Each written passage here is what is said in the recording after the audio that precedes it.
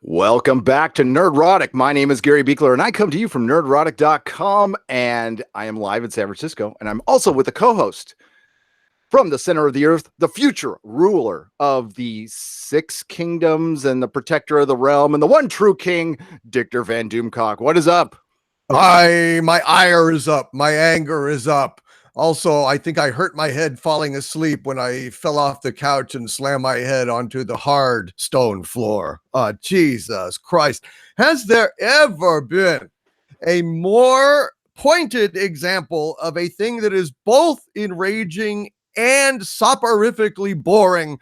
I can't fucking think of a time when I was so angry and yet also lulled into a coma. Fuck. Yeah, it was boring. I was worried about this, and I talked about it on pre-Game of Thrones. I'm like, from what the spoilers said, which were 100% correct, by the way, it sounded boring, and it certainly was. I can tell you right now, because I'm kind of a stickler for this, that Daenerys, there was a lot of walking slowly. So we started the episode with Tyrion walking slowly, and then Tyrion and Jon look at each other, and then they separately walk slowly and continue to walk slowly. And then Tyrion looks a little worried, and then he continues to walk slowly.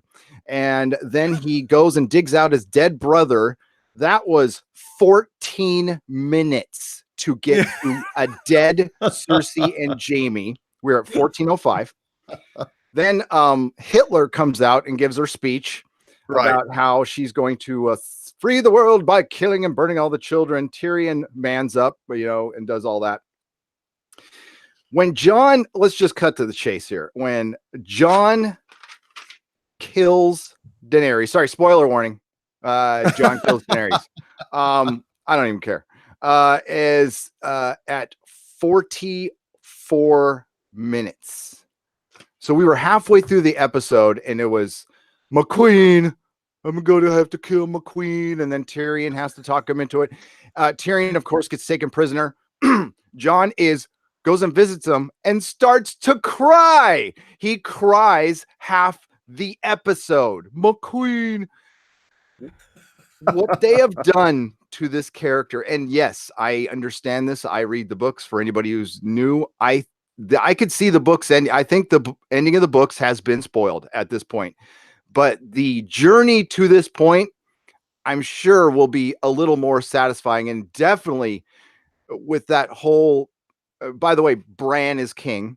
And the reason they chose him because he knows stories. So it sounds like George R. Martin, like making himself king, jerking himself off, saying, yeah, stories are what guide the world. And hey, they can also, I guess, ruin the world when they're bad stories. Because this was a bad story. This turned into a bad story.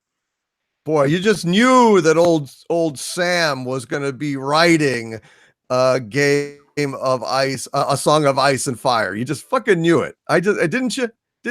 Everything, was there anything in this that even if they hadn't been spoilers wouldn't have been telegraphed like painfully? Anything?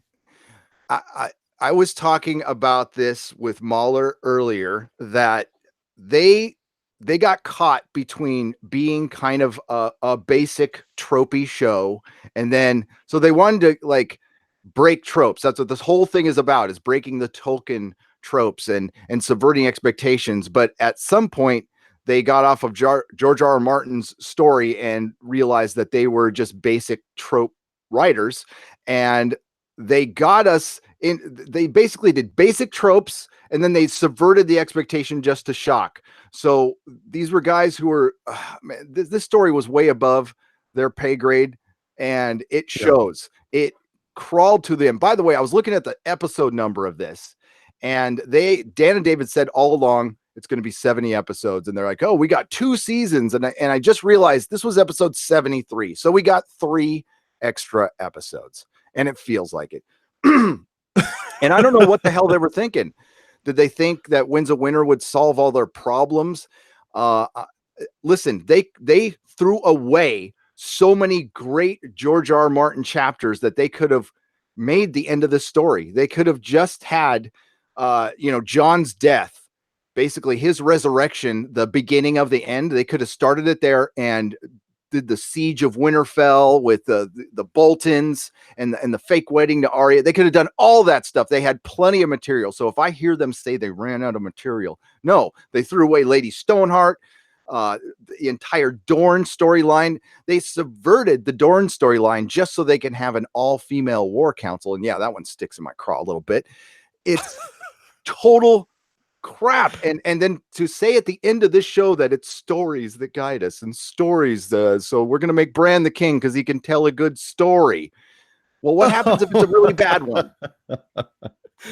Oh yeah, I mean, it's like, is that good storytelling? Honestly, I mean, that Bran can't even be bothered to even notice what the fuck is going on, and he's going to be crafting a compelling narrative. I mean, it's just a goddamn joke, dude. It is painful. When he stabs Daenerys, you saw it coming a mile away. It was painful. It was the most anticlimactic way you could have possibly handled that scene. The most. After it took, like, how long were we in the cell with Tyrion when he's like talking about it, and Jon keeps saying, she's my queen. I can't. And then he goes and does it. And it's just in the most painfully obvious way possible. How long were they in that prison? It felt like a year. It was about a year. No, I didn't get the time on that one. I should have. That was a long scene. I'm going to say 4 or 5 minutes. This wasn't episode 3 of season 4. This was the final episode of Game of Thrones, and all Jon's lines were this whole season was, I don't want it. You're my queen. I don't want it. The handicap thing in the chat. And greetings, everybody in the chat. Welcome to all of the remaining holdouts for Game of Thrones thinking, no, we're going to wait till the last episode. It'll turn around. We welcome you here.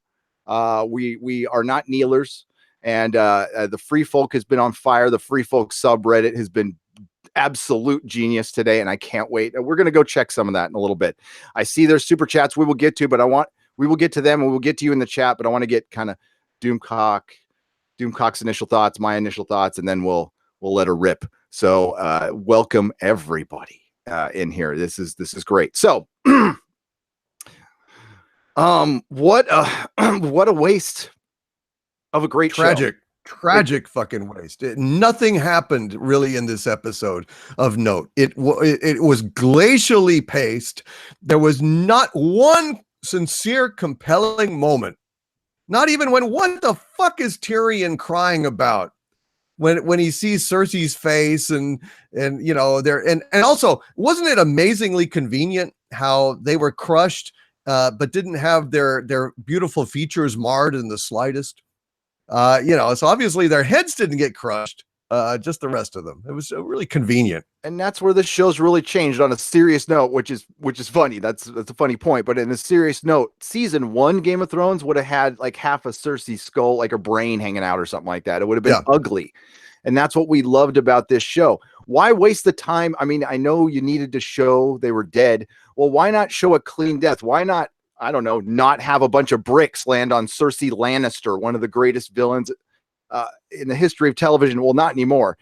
And this has to be said because this is one overarching story. We can't say to people, well, just watch the first 4 seasons and don't watch the rest. No, it doesn't really work like that. This ruined the show. This ruined the entirety of the show. I will never watch it again. I spent so much time on the show. I spent so much time rewatching. I'm the kind of person who rewatches stuff all the time. Yeah. And I won't even waste my time on it. So, you know, Lord of the Rings is still the king. I'm going to try some other things. And as far as the prequel is concerned, well, we'll talk about that later. We do have, in a little bit, we have an announcement we want to make. We want to get through the show stuff first. And I have a little bit of news. It's rumor, but we'll run with it a little bit. Oh my God. So and this episode being boring. And oh, I know it, but I was enraged, Gary. I mean, I was enraged. Let me just, the overarching thing that I hated the most about this fucking episode is that they go ahead and they spend the aforementioned like 14 minutes, like you discussed at the start, wandering through the city, looking at all the dead little kitties and all the dead women and all the bodies that are twisted in the flames. And it takes Tyrion talking to Jon to get him to think, hey, you know what? This is kind of fucked up. Because you would think that Jon Snow, the guy that I knew, the fucking guy that I knew, would be walking around in horror. In horror. He doesn't need the fucking imp telling him that something has gone cattywampus in King's Landing. He ought to know. That's all there is. There's no goddamn debate. There's no like talking about it. There's no like discussion about, oh, she's my fucking queen. She's a goddamn homicidal maniac. Who the fuck has any doubts after their scenic tour of fucking downtown King's Landing? And then when you've got Grey Worm executing helpless soldiers on the orders of the queen, and Jon still has to say, yeah, I just don't know. I don't know, Tyrion, as he's sitting there in the cell. What would you do? I don't know, man. I just don't know. Fuck you. Fuck all of you. Really? Jon Snow is that? At this point. Hey, I thought that really killed me, dude. I'm sorry. No, it's okay. Go on. I'm sorry. Didn't mean. Oh, go ahead. No, hey, at that moment where Grey Worm was about to, and he was about to cut that guy's throat, and Jon was looking down at the soldier. I thought he was going to ask him advice. What do you think I should do right now? Should I ask my queen? Jon was the king of the north.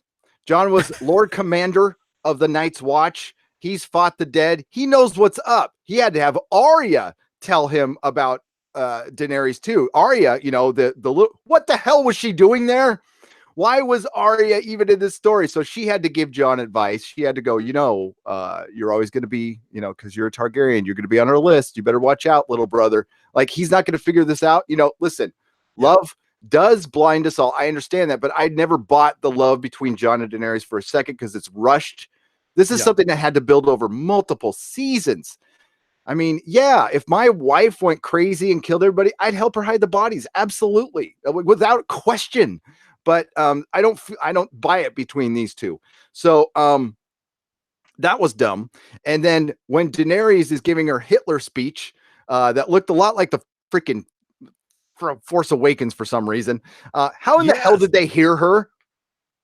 I started laughing because if they had the long shot and they show how far away she is, and you could hear her going, and the Dothraki, you're gonna what did she say? I'm sorry. Is she speaking Valyrian or the common tongue? I can't tell. Dude, when that bitch talks, they just nod. They've learned. Yeah, they've learned. Plus, the Dothraki don't exist. I mean, we saw them all get killed. Where the fuck did they respawn at? Is there's like some kind of respawn point in the Game of Thrones game? I don't know what's going on. They all charged. The only Dothraki that would have survived would have been the chicken shit ones that aborted at the last minute and blew their own swords out. But surely there weren't a whole lot of those, were there? No, guess not. But the Unsolid, the eunuchs can respawn somehow, and so can the Dothraki. There was a hell of a lot of them. And the whole first part of the final episode of Game of Thrones, which is this multifaceted story, we've been in different locations and everything, was one long scene of Jon thinking about doing something we all knew he was going to do. If I didn't know the spoiler, I would have guessed it a mile away. And the show was never about that stuff. So when I saw season 1, like, I hadn't read the books yet. So I was like, somebody's going to come in and save Ned Stark at the last minute. I had no idea. And then they did the deed. And I was like, oh, wow, this is really different. This is interesting. I liked it. I thought it was cool. So you would have expected something different. And when I read those spoilers, I'm like, this cannot be true. This cannot be true. But then I saw the rest of the guys' spoilers. I'm like, oh, crap. Oh man, that guy's been spot on. It's fucking painful, dude. It's every goddamn thing except that I heard Tyrion got executed, which was not correct on that particular. I heard that too. And shame. So that's the only thing. That's the only thing. Oh, and also that Bran would inherit the Iron Throne. Well, nobody gets the Iron Throne except the scrap metal dealer over in Flea Bottom.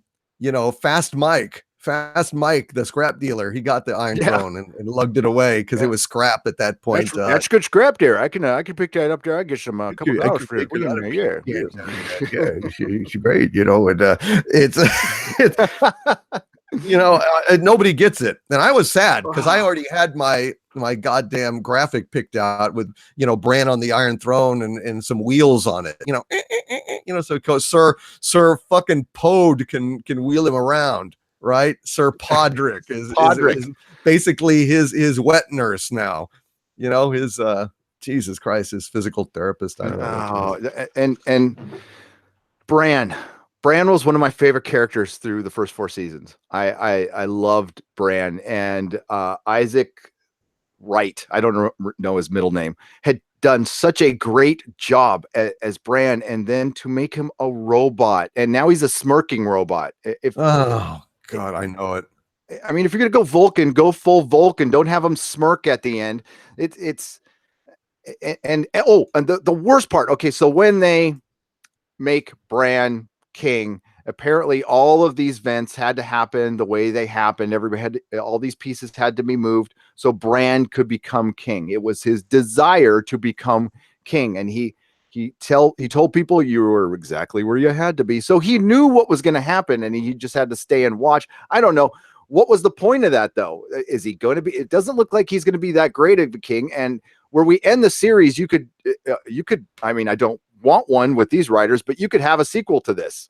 I mean, they've left it so open to where you could definitely, continue the story. Maybe that was George's intention, just wasn't pulled off. And you're going to hear that a lot. Maybe it was George's intention. Well, George is not Dan and Dave, obviously.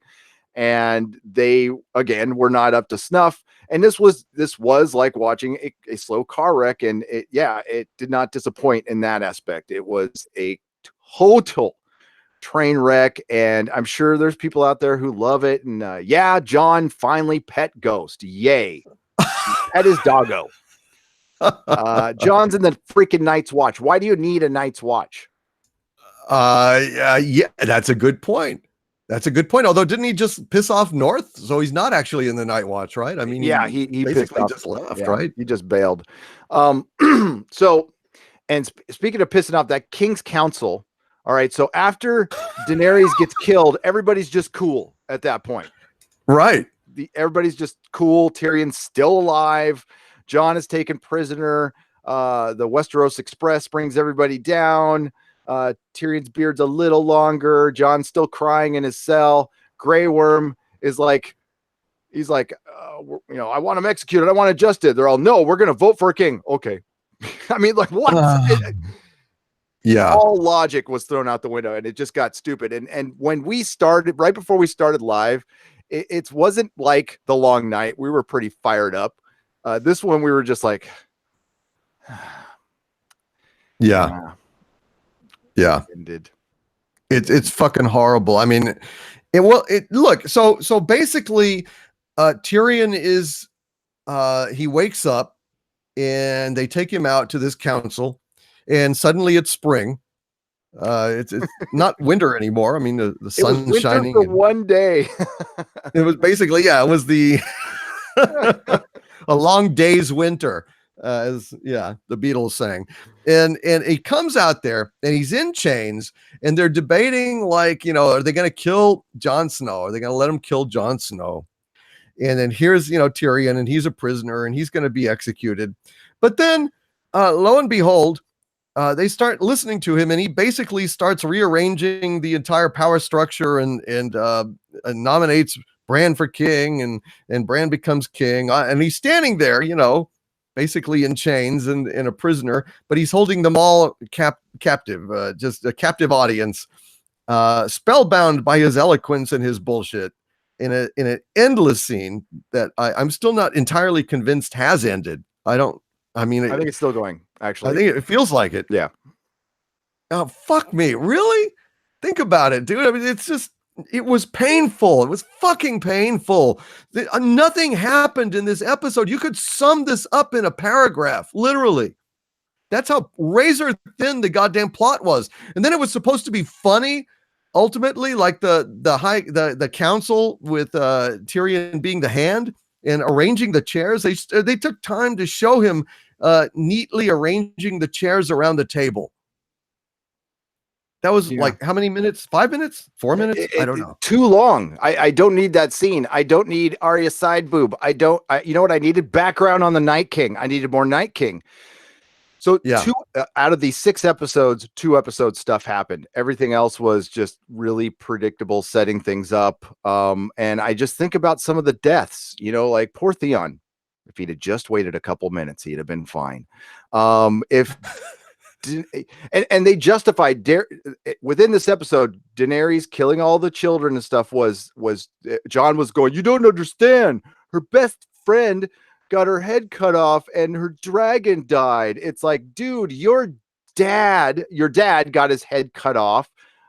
You had to kill one of your friends to infiltrate the wildlings. You were almost, you're damn near responsible for the death of the one woman you truly loved, Ygritte. And everybody, man, drinks up for Ygritte. Okay. Jon Snow didn't know shit. She was kissed by fire, and we love Ygritte. But, God damn it. It's character regression, bad writing. They were in a hurry to get to Star Wars. And it's obvious, man. And look at all that. I mean, look at where everyone wound up.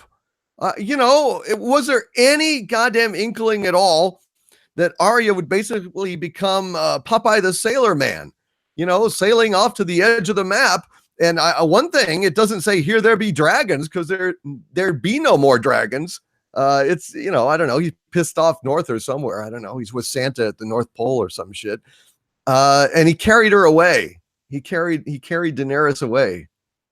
Yeah, he carried, and Bran said he's going to go look for the dragon, and he comes in for a second, says, "Hey, Council, how's it going? I'm going to go look for the dragon later, Council." And they have a little funny scene where they can't say, "Hail to the King," all right. And we have a big long scene where Brienne is writing in Jaime's stuff in the White Book, and all the other plot threads, which, I mean, there's so many I can't count, have been just left. What about Essos? What about the rest of the world? Where's Dario Naharis? Do you think he's going to be a little mad about this? I mean, nothing is solved. 0 is solved. The Unsolid are going to go to Noth. Okay. And John's in Night's Watch. And Cersei, not Cersei, Sansa is Queen of the North, because which, again, that could happen in the book. I could see it. Sure, why not? It's just, who cares at this point, though, is the problem. Was there anything that we actually cared about? No. There was absolutely 0 engagement for me. 0 in this fucking thing. The Lord, even after all this stuff, the only way I could see the Lords agreeing to the North being an independent kingdom, especially when a Northerner is on the throne for the Iron, they're going to go, wait a minute, is if maybe they fought all the dead and they, united and saw, facing death, and they decided they need to change their ways. None of these Lords were at King's Landing. They would have gone, no. I don't think the North, we need your taxes, and you're either going to have an independent kingdom, or you're not going to have one of your kids on the throne. Hell no. I don't buy it in this world. And it was for the subversion of expectations for anybody defending this show now. I mean, that was the most slapdash basic bitch stuff ever, period. Yeah. So I think we should get to some super chats. But welcome everybody here. It's time to get to you. I want to hear your questions, your thoughts. Somebody said it's a 10 out of 10 episode. Hey, that's cool. No, if you liked it, great. Fine. No judgment there. No. But I did not. And I didn't like season 7. Although it had some good battles. This didn't even have good battles. This had nothing. Chris Persia, Canadian $2. A Game of Thrones, Doomcock strikes back. Damn straight. He's ready. Jeff. Yeah, it's disgusting, dude. Jeff McKelvey, who is sending you an Orville, by the way, $5. Hail Gary and Doomcock, no plug needed. Letting you guys know that I'm finished up with the Orville and Rocinantes as we speak. I hope to send it out tomorrow. That is awesome. So no plug needed. Whatever. 3dtrekker.com. 3dtrekker.com. Go check it out if you like the Orville. He made me an Orville. I can't grab it right now. I'll try to grab it for the episode. It's great. And the Rosinante is from The Expanse. By the way, Game of Thrones fans, I have 2 messages for you. Okay. Unsolicited advice. If you want a good show, get Amazon Prime and watch The Expanse. And you know how you can save that money? The only way we could show HBO our dissatisfaction with this is to unsubscribe. Unsubscribe from HBO. I mean, do what you want. I'm going to unsubscribe from HBO tomorrow, live on the air, actually. So, and I think many of you should do that too, to show them, hey, you know, we were really into the show. We were really invested. We would have stayed for longer. We would have stayed for more. We would have been okay with new showrunners, really, really okay with new showrunners. And you broke your promise with the audience. There is one thing that, hey, we tried and we failed and we did our best. That I understand. That's not the case here. This was rushed. Dan and Dave are out there saying we want a life. Then quit the show. You don't own this show. Quit the show. And I'm sure they're probably rolling their eyes at that. But, well, you know, your legacy just got screwed. Your big show, your big claim, the thing that if you landed the ending, you guys would have been legend.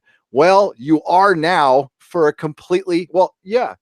It subverted your expectation of what your legacy would be for Game of Thrones. How's it feel? Yeah. Karma's a biatch. It is. And may I read out a tweet that yes, I sent please. out during the show? I think it really sums up my feelings on this matter. Because, you know, Benioff and Weiss have gone on vacation or sabbatical. They have left social media for the time being. And they are tuning out because they don't want to hear us. And so I went ahead and sent this out. I said, Game of Thrones is even worse than I feared. Fuck you, Benioff and Weiss. Fuck you. Fuck you. You go off and hide as long as you want. When you come back, we'll be waiting. Sooner or later, you will have to listen to just how much you ruined Game of Thrones and how much you failed. You think that you can just skip away and, we'll just stay off for a week and then everything will just be right as fucking rain? Well, the rain's fallen Castamere, motherfuckers. And you have a drubbing coming. You have an excoriation in the public digital square. You have a lot of nasty tweets waiting for you. And when you come back, that's okay. We'll just keep our pens dry until you come back, and then you will hear what we have to say. You cannot shut us up. We're not just going to forget about it. Unless you're getting off Twitter and Facebook and everything else forever, we can just wait. Don't worry. We'll wait. Fandom is a sword without a hilt. I just replaced that with magic. That's what it is. It's double-edged, and it's something you need, but it can cut. And it's going to cut. And I can hear some people out there on YouTube telling us to be quiet. We should sit back and enjoy it. What are you getting so worked up for? Go do your own thing over there and let me do mine and yours too. Brendan Horn, $2. So leaks seem to have been 100% accurate. Ding. I wish I had a ding. Because yes, they were. Lulz, $5. Now I know what you're thinking, Gary. You're thinking if you bury Game of Thrones up there in the cemetery with Star Wars, it'll come back. Don't do it, Gary. Don't do it. Don't bury it in the cemetery. They keep coming back. They do. By the way, don't forget to sign a petition. It's over 1 million signatures. And I would love to see every person who signed a petition unsubscribe to HBO and subscribe to Doomcock. And Nerdrotic, I usually don't ask for that, but please subscribe. We're free for now, and we'll try not to let you down. I'm not going to say I'm going to stick every landing, but I'll try. I'm not going to go on to another project and forget about you guys. You are the project. Yes. Lulz for $2. Sometimes dead is better. All those characters who died before season 6 got off so much better. And before I end the night, I want to tell the story of the actor who played Barristan Selmy, who is a huge fan of the books and how they did him. And that's another storyline that they could have kept in and it would have made things better. By the way, Barristan is still alive in the books and he's got point of view chapters. This is a day of reckoning for Dan and Dave are going to get all the heat right now, but it's going to be focused at George after that. And maybe George doesn't give a crap. He's 70 and great. I recommend you don't. But that whole, I was talking about like making your best effort to fulfill your promise with your fans by writing your story instead of going off to cons and editing other books and starting other projects and starting 5 prequels. And that's what, that's why I'm mad at HBO. They've already started working on the prequels and they just went, oh, give the fans whatever. They'll eat up whatever. And they'll be back in a year for the prequels. And you know what? They might be right, but doesn't mean I'm going to be quiet about it. I doubt it. I mean, who the fuck is going to be interested in this shit other than people like us that have to review it? Yeah. I mean, I certainly wouldn't. The book would be closed on this show and anything related to it. I basically do not give a shit, nor do I give a shit about the books at this point. I've never read them, and I'm certainly not going to now unless they all come out, it's all finished, and then somebody tells me, hey, Doomcock, it's okay. They don't do the same things that they did in the show. It ends better. Then when it's complete and done, I might go ahead and read it. But as of this point, my interest in this is the same as Blutarski's grade average in Animal House, 0.0. Fat, drunk, and stupid is no way to go through life, son. Rowdy Hitman, Australian $5. Why are people surprised? I'm going to do a terrible Australian accent. D&D said for years their primary goal was doing Game of Thrones to get to the Red Wedding. Was a bonus for them that they got further. Well, that's not the bonus for the audience. If they just wanted to get to the Red Wedding, then find somebody else to take the rest of the show. Honestly, if they would have done that, they would have been legend. Because people would have gone, man, it was so much better when Dan and Dave were doing it. It's like, it's legacy. Legacy matters in Hollywood.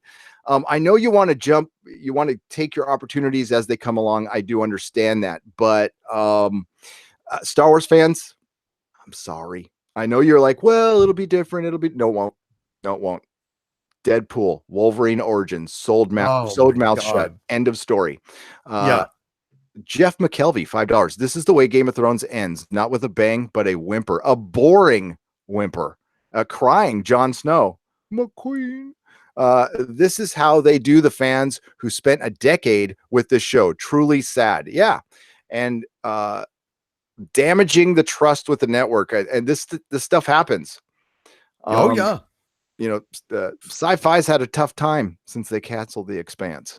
Because people are well deservedly so. Yep. I mean, now I don't know if that was planned all along or whatever, but you shouldn't take the rap for that. You shouldn't. You don't want to willingly be the show. The network that cans a great show for no goddamn reason. It's just fans will not forget, and we will not forgive. And HBO has a bit, and then they have the balls to go ahead and run that goddamn Watchmen shit ahead of this episode, like saying, hey, if your ass doesn't hurt enough after this screening, come on back in a few weeks and Lindelhoff will turn you inside out, backwards and forwards, with your colon hanging out. To paraphrase the Bee Gees in a song that they did on their tragedy album.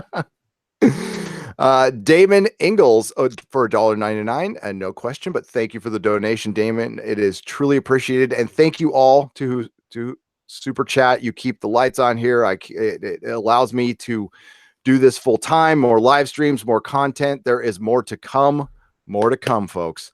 Damon Ingalls, $1.99. Why the hell is John trying to justify Danny's actions? Because they wrote it. After every episode, Dan and Dave have to explain all the characters' motivations. Right. Right? Because we're not going to get it from their writing alone. We have to actually have them basically arguing every week at the end. It's like the case for why we don't suck. It's like, well, it just didn't feel right. We could have had an ending that was, good, but it just didn't feel right to have a good ending because everyone expected a good ending. And so, we wanted to go ahead and be original by delivering them something that they didn't want. That's quality. Yeah, I think the ending kind of forgot to be good. It forgot about being good. Jay, $2. Worst goodbye sex ever. D&D send their regards. Oh, well, at least they didn't ask for change. Warren Roar, $1.99. Just as bad as Last Jedi. What a waste of time. Yeah, it was a long, long Last Jedi, a long, boring Last Jedi. It was, and didn't like the scene where he basically slips it to Daenerys and not the D, but the D. That whole thing looked cheap as fuck.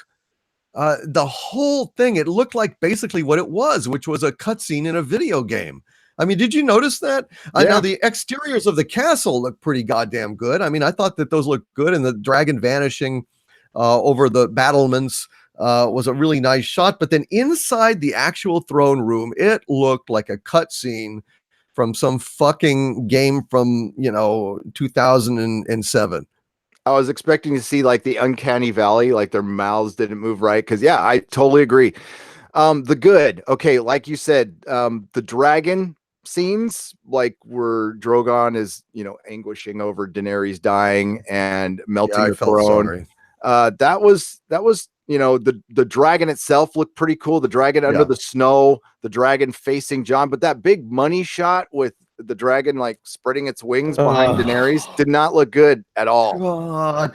Those of you who haven't seen it, you don't want to, but they open the doors and there's the Dragon Queen carefully posing with Drogon right like at the right distance behind her so that it looks like she has wings. Get it? Did you get it? I'd Did you show you a get it? screenshot, but Warner Brothers is gnarly with the copyright strike. So sorry, folks.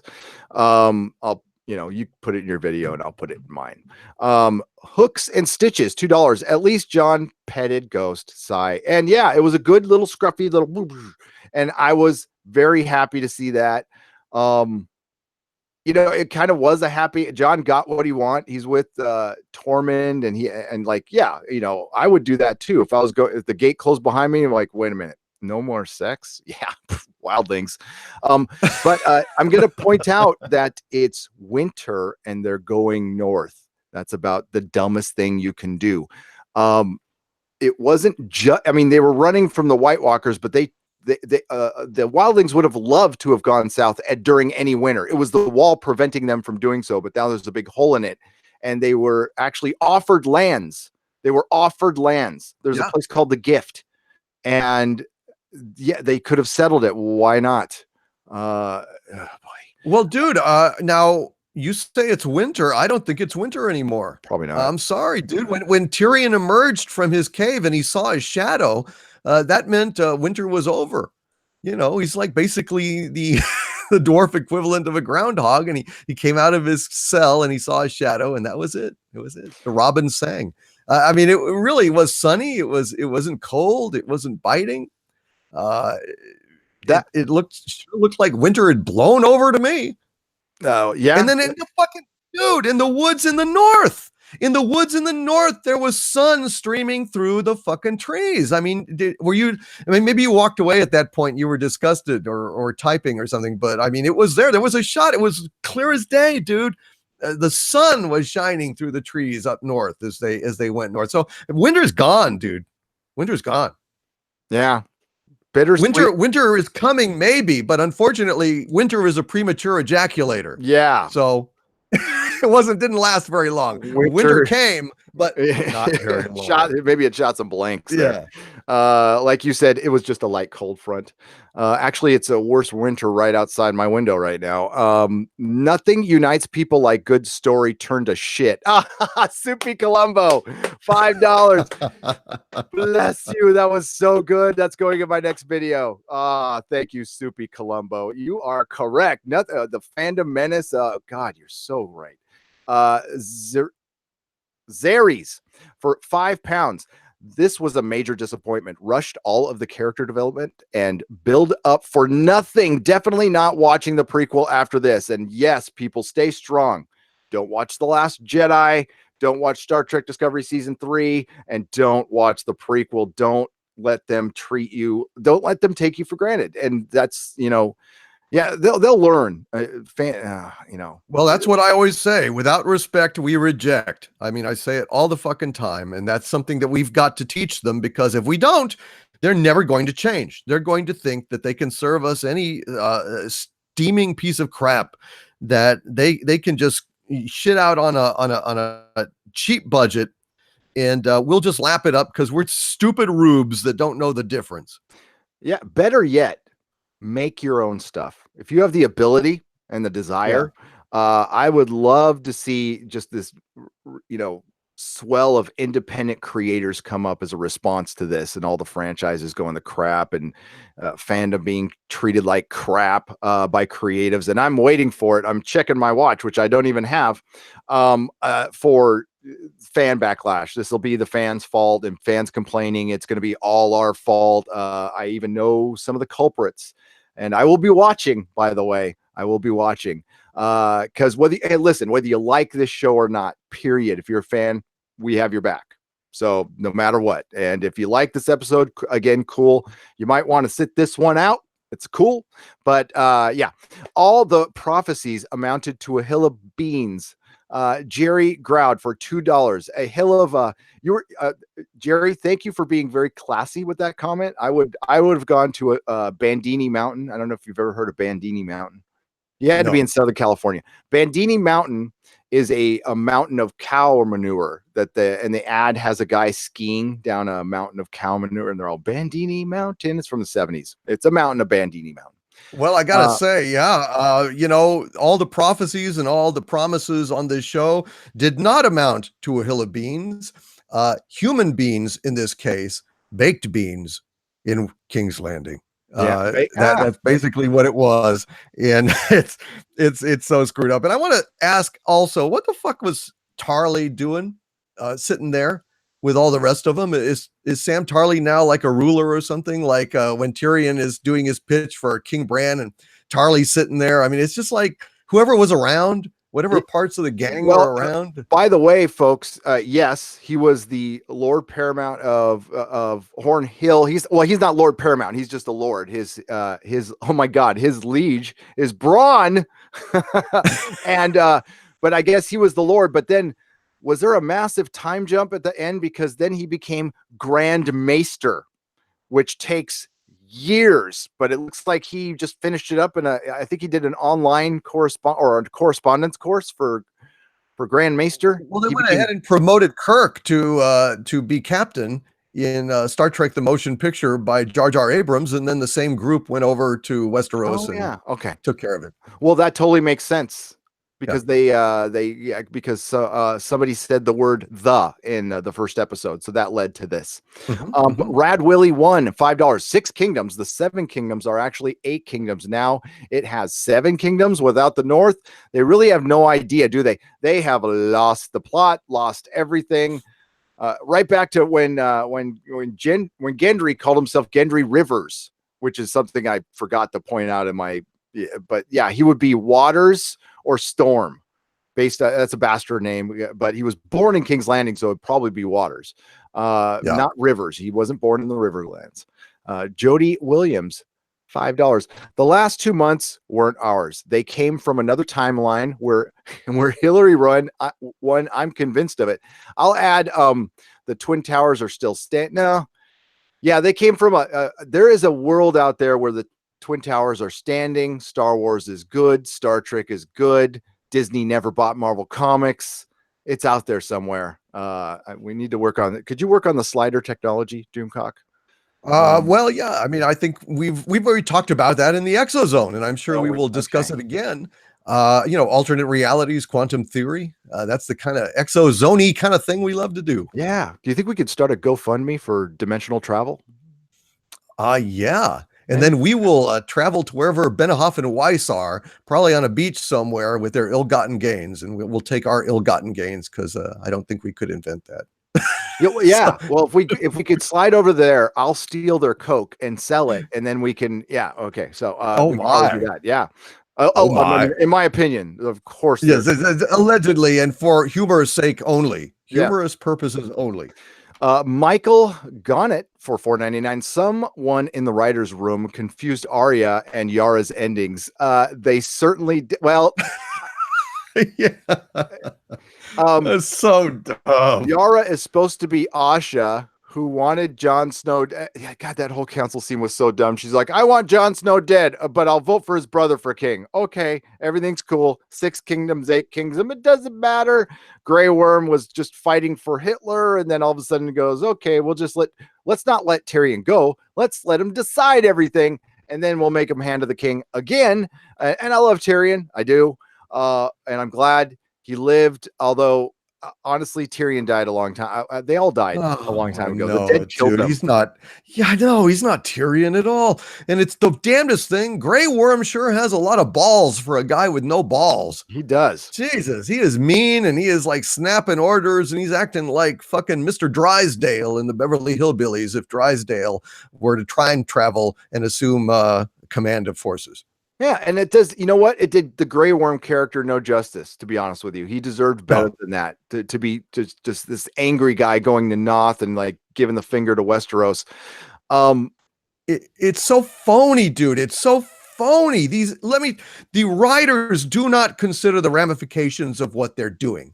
They are never actually putting themselves into the shoes of the characters they're writing. If Grey Worm had been a slave in the Unsullied, as he is purportedly in the story, he would have seen tragedy after tragedy after tragedy, family members and friends killed at the whims of powerful people, right and left and right and left and right and left. And he is not going to lose all of his shit and suddenly grow a new pair of balls just because Miss Sandy gets beheaded. If anything, he'd probably just be like, Yep, that's pretty much standard operating procedure in this world. He's not going to suddenly become like a homicidal maniac, like Daenerys, Genghis, Hitler, Stalin, Kronberg. It's just not going to happen. No, I mean, again, all of this stuff could happen in the books, but that doesn't matter. It's got to make sense in the show. And to offer a little bit of advice, not that it's too late now, I would have just mined all the material I could from the book, and when I ran to the end, I would have written an ending. I would have, maybe a season of an ending, and just use everything George had, and you could have formulated an ending from there. Listen, you have Jon die, you bring him back to life. Daenerys makes it. We have a little skirmish with Cersei. We fight the dead, call it a day. And if you want to do your bittersweet thing, I would have thrown away the Mad Queen. You just didn't have time for it.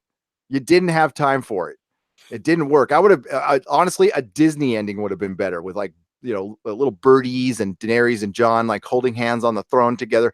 And like Drogon lays like 9 eggs and has a bunch of little baby dragons. Would have been better than this. Yeah. Anything would have. I mean, God damn it, the things that they skimmed over and contracted and shrank to make time for what? For the lengthy Tyrion, scene and is setting the tables at the chair setting the chair at the table, and then Bran gets wheeled in, and then they say "Hail, Bran," and then Bran gets wheeled out. Nothing happens. Nothing. Rearranging chairs in the final episode and then you go, well, we ran out of material in time. Books will be written on this, folks. Cain Abel, $1.99. Funniest moment, Drogon flying with Dany's body. To where? To what? I just started laughing. I just when Jon was like hugging her and said, "You'll always be my queen," I started singing "Kill the Wham" and "Kill the Wham," and it was right out of Elmer Fudd. Right. It was coming. It was so coming. They don't even show it. And they don't show it. Game of Thrones stopped showing deaths. Like what? Yeah. Happens off screen or engulfed in flames, so you can't like actually behold it. That's the current environment right now, and that it is hurting our storytelling. Is they didn't want to. Now, if it was Daenerys stabbing Jon, they would have shown it. But right now, because of the current environment in Hollywood, they are not going to show any sort of violence towards women because they fear the Mary Sue or something like that. You know what?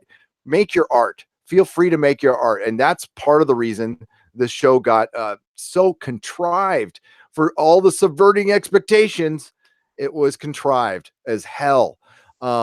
Bradley Wykes for Australian $5. A season that was ending with a whine concluded with a whimper. The spoilers were right, and let them be damned for it. Exactly. Captain Hare, $5. Yes, let the fate flow. Let the hate flow through you. With each passing moment, you make yourself more my entertainment. So happy to be. So be it, Jedi. Do it. Psycho Dwarf, $10. Hi, Gary. My lord, the joke last night was I peed a kidney stone big enough to make noise hitting the plumbing, and wasn't bothered. My coworkers think I'm a mutant anyway. Yikes. Ouch. Ah. Damn. Thanks for the super chat. Are you okay? Yeah. I'm so sorry, dude. Dude, I've been through that experience. It's not fun. And yeah. So Seth Rich, you're alive. Seth Rich is alive, everybody. Canadian $5. Does this mean Bran planned on having all the people in King's Landing die? Yes, it does. Everything had to happen the way it did because there's some grand design, which again, over 2,500 pages of book maybe could explain that. But I don't know. Like with the books, I broke a promise. It wasn't I had promised that I was not going to give George R. R. Martin another dime until he gives me Winds of Winter, and that Fire and Blood book came out. I'm like, I'm not buying it. I don't care. Screw it. And then my wife bought it for me. But from this time on, real quick, let's do the announcement now. You want to do the announcement? Yeah, let's do it. Let's do it. All right. Did you see what I sent you? Hang on. I didn't. Let me go get it. You didn't? I was busy reading a little bit of a side message, but you were is it on the screen? Is it on the screen? Oh, you did. Okay, my bad. Sent you. Yeah, just a stab at it. Did you send it on the Twitter DMs? No, I sent it to you an email. Oh, an email. Yes. Hang on a second. Talk amongst yourselves, folks. Talk amongst yourselves. What else did I hate about this goddamn episode? I hated that Arya went to sea. I hated that Sansa basically had not a damn. Oh, their big farewell to Jon was as devoid of emotion as I can possibly imagine. I mean, if I had written this thing, there's no way I would have written it with that in mind, that basically it would be like a placeholder. Jon Snow's disappointment is just palpable, just absolutely palpable in this season. Kit, when he described this season in one word, it was disappointment. And I think he was basically phoning it in at this point. I doubt he was directed that way. I think he just could not be bothered. I agree. Same thing with Tyrion. He just looks so goddamn sad this whole fucking episode, that it's not because of all the fried, kids and stuff. It was probably because this is the way that we're going to go out. All this was for nothing. I think that would be so dispiriting and disheartening. I would have a fucking hard time dealing with it. I've lived with this thing for years. I would too, and you could see it in the interviews. Conleth Hill has already come out and said it, and apparently this is a process the actors go when they die in the show, but it's like happening to all of them. Some of them wanted to get out of there, but some of them did not. And I think if they would have said, hey, well, for one, if they were going to do one more season, it would have to be 10 episodes. Damage is done though. It's just done. We're going to have to wait till they remake the whole damn thing. I won't be alive then. So wasted a bunch of time. The only hope I can have is that George comes out with the books. I will get right back to the super chats. Plus, I owe super chats from the pregame that I didn't have time to read with Mahler joined me. That was great. And here we go, Doomcock. I'm presenting it to everybody. Let us reveal it. It is revealed. So this is a graphic that Doomcock made up for us. This is something we've been floating around. That's been floating around in our head. So Doomcock and I are going to be doing a regular show right here in this time slot on Sunday night from here on out, right? I mean, That is correct. We are yeah. going to ping pong between our channels, and we are now the Inquisition when we do this, and we will be essentially every Sunday recapping the week in pop culture and putting various things to the rack to see if they break. Yep. And we're gonna have like graphics. We're gonna do a lot of fun stuff with it. It's this is the first time I've ever like really been well, I mean, I've only been YouTubing for a little while, so this is the first time I'm gonna like really work somebody. And I've always been with Doomcock with Exozone. It's been a lot of fun, and I hope you will join us. So there is The Last Watch next week with Game of Thrones. It's a documentary. We'll be on right after that, and going forward. And even when I travel, I live stream. I don't like not live stream, so I'd have to be sick to miss one. But we'll always have one on, unless both of us get sick, which would probably be pretty rare. It'll be every Sunday at this time slot. I hope you join us in the future. It's a lot of fun, and yeah, it's a a little pop culture therapy, and then taking people to task a little bit. Hell yeah! I mean, we're going to basically offer a summary of what has happened what has been the big news in pop culture the previous week, discussing every issue, breaking it down, telling you basically everything that you need to know to be informed and in the conversation in the pop culture world. So it's really kind of essential viewing, and we hope that you will join us. It is going to be amazing. Excellent. And Exozone fans, don't worry, that's not going anywhere. That's not going anywhere. Richard Wetfist, $2. Take your brand because you need to make a dump. AAKK, $5. So John is sentenced to the Night's Watch. Night King and White Walkers are gone. They made allies of the wildlings. Why is there still a Night's Watch?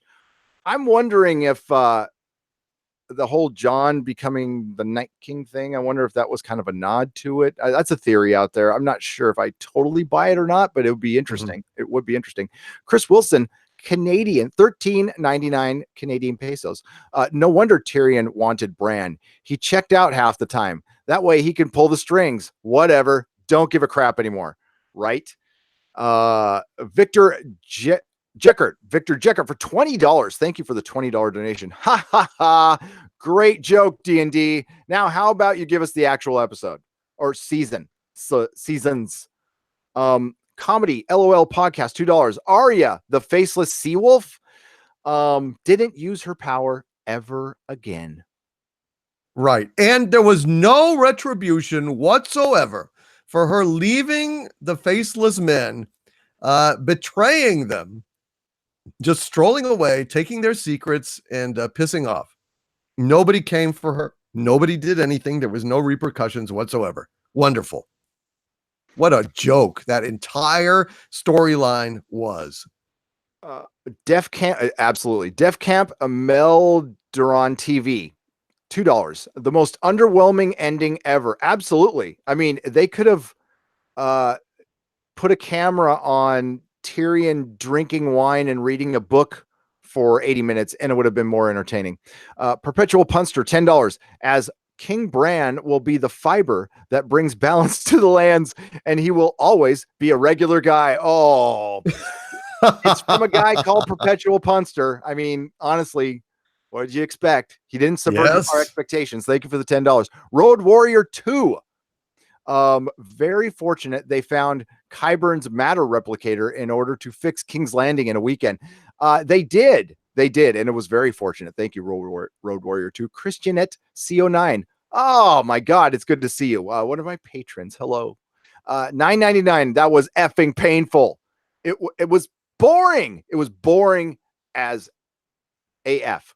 Dakota Stanton, 50 Dakota, young man. $50 is a rather large super chat. Thank you very much. The only two things I liked were John going with the free folk, no kneelers, we love the free folk, and Arya Columbus ship. That was a cool ship. It was a cool ship. John going off to the free folk, I'm sure will not set off a war, him fleeing the Night's Watch. And does Beyond the Wall belong to the North now? Is it Queen Sansa's? Are they free anymore? Like, what's going on? There's a big, doesn't matter. Doesn't matter. I guess they kind of Nobody cares. Nobody knows. Doesn't matter anymore. Maybe Dan and Dave just knew nobody would give a rat's ass after this episode. They're just like Gus Van Sant and Jay and Silent Bob Strike Back, counting Ben, counting their money.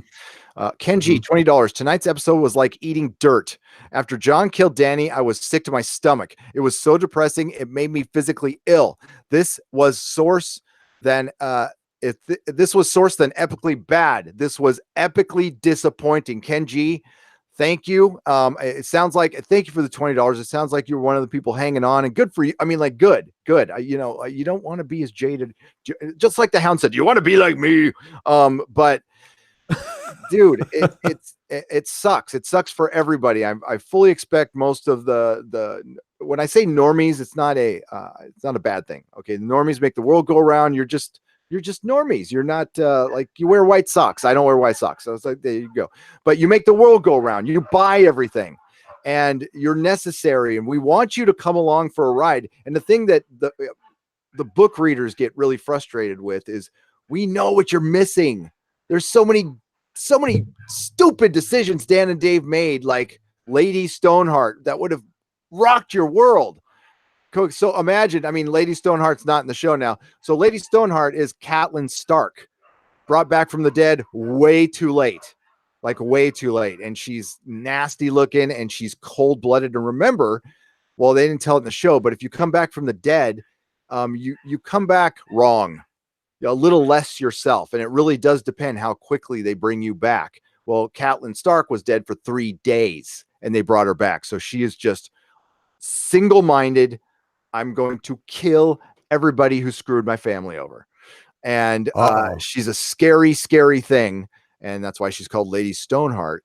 And there's some amazing scenes that you guys would have just loved, and you'll never see it. But, you know, I can't recommend the books. I can't. No, they buried her in the pet cemetery. They did. And she came back, pet cemetery. It's just terrible. Mark C, $5. Longest denouncement pronounced, was it denouement? Denouement. Okay. Thank you, Mark C. You knew I wouldn't be able to. What's a denouement? It is like an epilogue. It is like the falling action of the story. We had 5 of them in Lord of the Rings, the 5 endings of the Lord of the Rings that went on forever. But even those were a lot better than what we got tonight. They were a hell of a lot better. I love those. Sometimes I'll just watch those by themselves to piss people off. I've ever seen in a story the longest, and Mark C has seen Lord of the Rings. Satisfaction. It makes things a whole lot different. Scott Williams, $2. At least Ghost got a hug. Yeah. I mean, yeah, I did applaud that. I will admit that I applauded that, and it was great to see Ghost again. And John was obviously happier with the Night's Watch and being in that cold north with all those men anyway. So, okay. Raymond Luxury Yacht, $10. Well, maybe Tormund can introduce him to his giant friend. The show writers kind of forgot that Gendry had a claim on the throne. Yep. At least we can say for certainty that the winner of the throne was Ramin Djawadi. Yes, the winner, the one person who put in A+ effort, some of the best music ever put to television, was Ramin Djawadi. So yeah. No doubt about it. That's what I was thinking. This episode is like, this music is wasted. This shit that's going on screen is unworthy of these wonderful, wonderful notes that are playing. It's just ridiculous. So yeah, all hail to him. He did an outstanding job. And this season, I mean, unfortunately, I can't buy the soundtrack because it would remind me of the season, but it was excellent. It was beautiful. It was so well done. Even the music of Danny's attack on King's Landing was really good. Well, I would say get Amazon Prime. Everybody get Amazon Prime and watch The Expanse. And when you have Amazon Prime, you can also just get a little bit more for Amazon Music, and all of the soundtracks to Game of Thrones are on there. There you go. Unsubscribe from HBO, subscribe to Amazon Prime. Give one, take money away from $1 billion company and give it to another one because they need it. Or better yet, save it and make your own stuff. Right? You know what? Write, please, somebody write like epic fantasy that in the vein of George R. R. Martin, and finish it for F's sake. Maybe just 3 books. Maybe just 3 books. We'll start with that. That's good. And it's, epic fantasy is not something that people can just crap out. I actually like very little of it. There's only like 4 or 5 stories out there that I really like. A lot of it, it doesn't grab me. I'm trying with The Witcher. I'm trying. We'll see what happens. And I know that was a game first. Peter Round for £5. Oh wait, I'm sorry. Road Warrior 2, Canadian $2. Do you want Total War? Yes, I do. And Gendry actually had the best claim to the throne. Now that I think about it, I mean, he was legitimized by the true queen. Baratheon, his dad was up there. And by the way, his Robert was the best king. Period. Yeah, he was. He was because he enjoyed living too much to fuck with the peasants. He was really just kind of there to have a good time and eat and drink and whore and go out on camping trips with his buddies away from the wife. So yeah, that's kind of the best kind of ruler, a guy that's not a dick and just likes to enjoy having fun. Yeah. I mean, they made him out. I mean, look, he was a hard drinker. He liked women, but Robert wasn't cruel. He wasn't a cruel person, and was a pretty good king. And like Ned Stark's a pretty decent judge of character, and that was his buddy. Honestly, Renly would have been the best king. Yes, absolutely. But, just didn't work out that way. Yeah. Peter Round would have been good too. Sorry, go ahead. No, he would have. He would have been better than Daenerys. He would have been a little harsh on the justice aspect of it, but £5 from Peter Round. Doomcock, go watch the end of Lost and see a better ending of a show. Game of Thrones worst ending ever. I hated this with an absolute passion. Well, I hate Lost with an absolute passion, dude. So you knew that, though. You knew that, didn't you? You're just trying to make my evening even worse than it is. But I'll tell you something, pal. They were both awful. They were both fucking awful. I think I would even argue that Lost was worse just because absolutely nothing was answered. I mean, things were answered. They were just really boring answers, really worthless, stupid, random answers. But at least I don't really have any things that I'm curious about left on the show, as opposed to Lost, where every goddamn thing was unaddressed and just kind of swept under the rug and forgotten. So, but I think we can both agree that we suffered tonight. So yeah, I won't rant. There's not a lot to break down. I mean, the only thing we have to go on for videos is probably like all the stuff they left unanswered. I mean, that's it. Because, oh my God, I cannot believe this show that has taken so much time to set up things so beautifully, wasted half the episode so Jon could kill McQueen, and everybody knew it was going to happen. Something they could have done in 10 minutes of screen time. Tyrion was pretty much bumping his gums the entire episode, and I love that, but not with this writing. Peter Dinklage. Warren Roar, $4.99. I am so angry and disappointed and feel empty, just like how I felt watching The Last Jedi. Utter waste of Jon Snow and his noble blood of Stark. Oh yeah, Stark and Targaryen. R plus L equal J didn't mean squat. It saved him from being killed by the dragon after he killed Daenerys, and I bet you that's going to be their explanation. I just thought of that right now. The reason the whole prophecy was that after he kills the Mad Queen, he won't get killed by the dragon. See, everything was meant to happen. Oh, Jesus Christ. Richard Whitfus, $5. The only moving moment was Tyrion moving the council chairs. Yes. Very good. DJM Voices, knowing the leaks, I filmed my friend's reaction. It was even better than I hoped it would be. And I don't mean the episode. DJM. Have you shared that yet? I'd love to see it. I'd love to see it. DM me on Twitter or send it to Gary@nerdrotic.com. I would absolutely love to see that. Madeline Thornley for $10. Well, at least John got rid of that effing man bun and finally petted Ghost for dog. Pet your doggo. He pet his good doggo. Madeline, yes. Madeline, bless you. I hate John's man bun, and he looked like proper John at the end. So there you go. Balsha Bulajic for $2. I pirate this show and I want my money back. You want your time back. You want some of your life back, your precious life. Damn it. God. Cynical Lindsay is so cynical. $1.99. The spoilers were bad, but it's worse than I thought. Yeah, actually seeing it happen, play out very slowly. Oh, I know, it was so much worse, so much more painful, because at least in the when you read the spoilers, you felt outrage. You know, you felt immediate outrage, much more viscerally than you did actually watching the damn thing, which was shot in the most unimaginative, lackluster, slow-paced way that they could possibly have done it. Best season ever. Episode had me up to about 50-minute mark. Now I feel like season 7/8 were wasted. And then we get George R. Martin epilogue. Cheers, Gary. Yeah, Ryan Connolly, $5.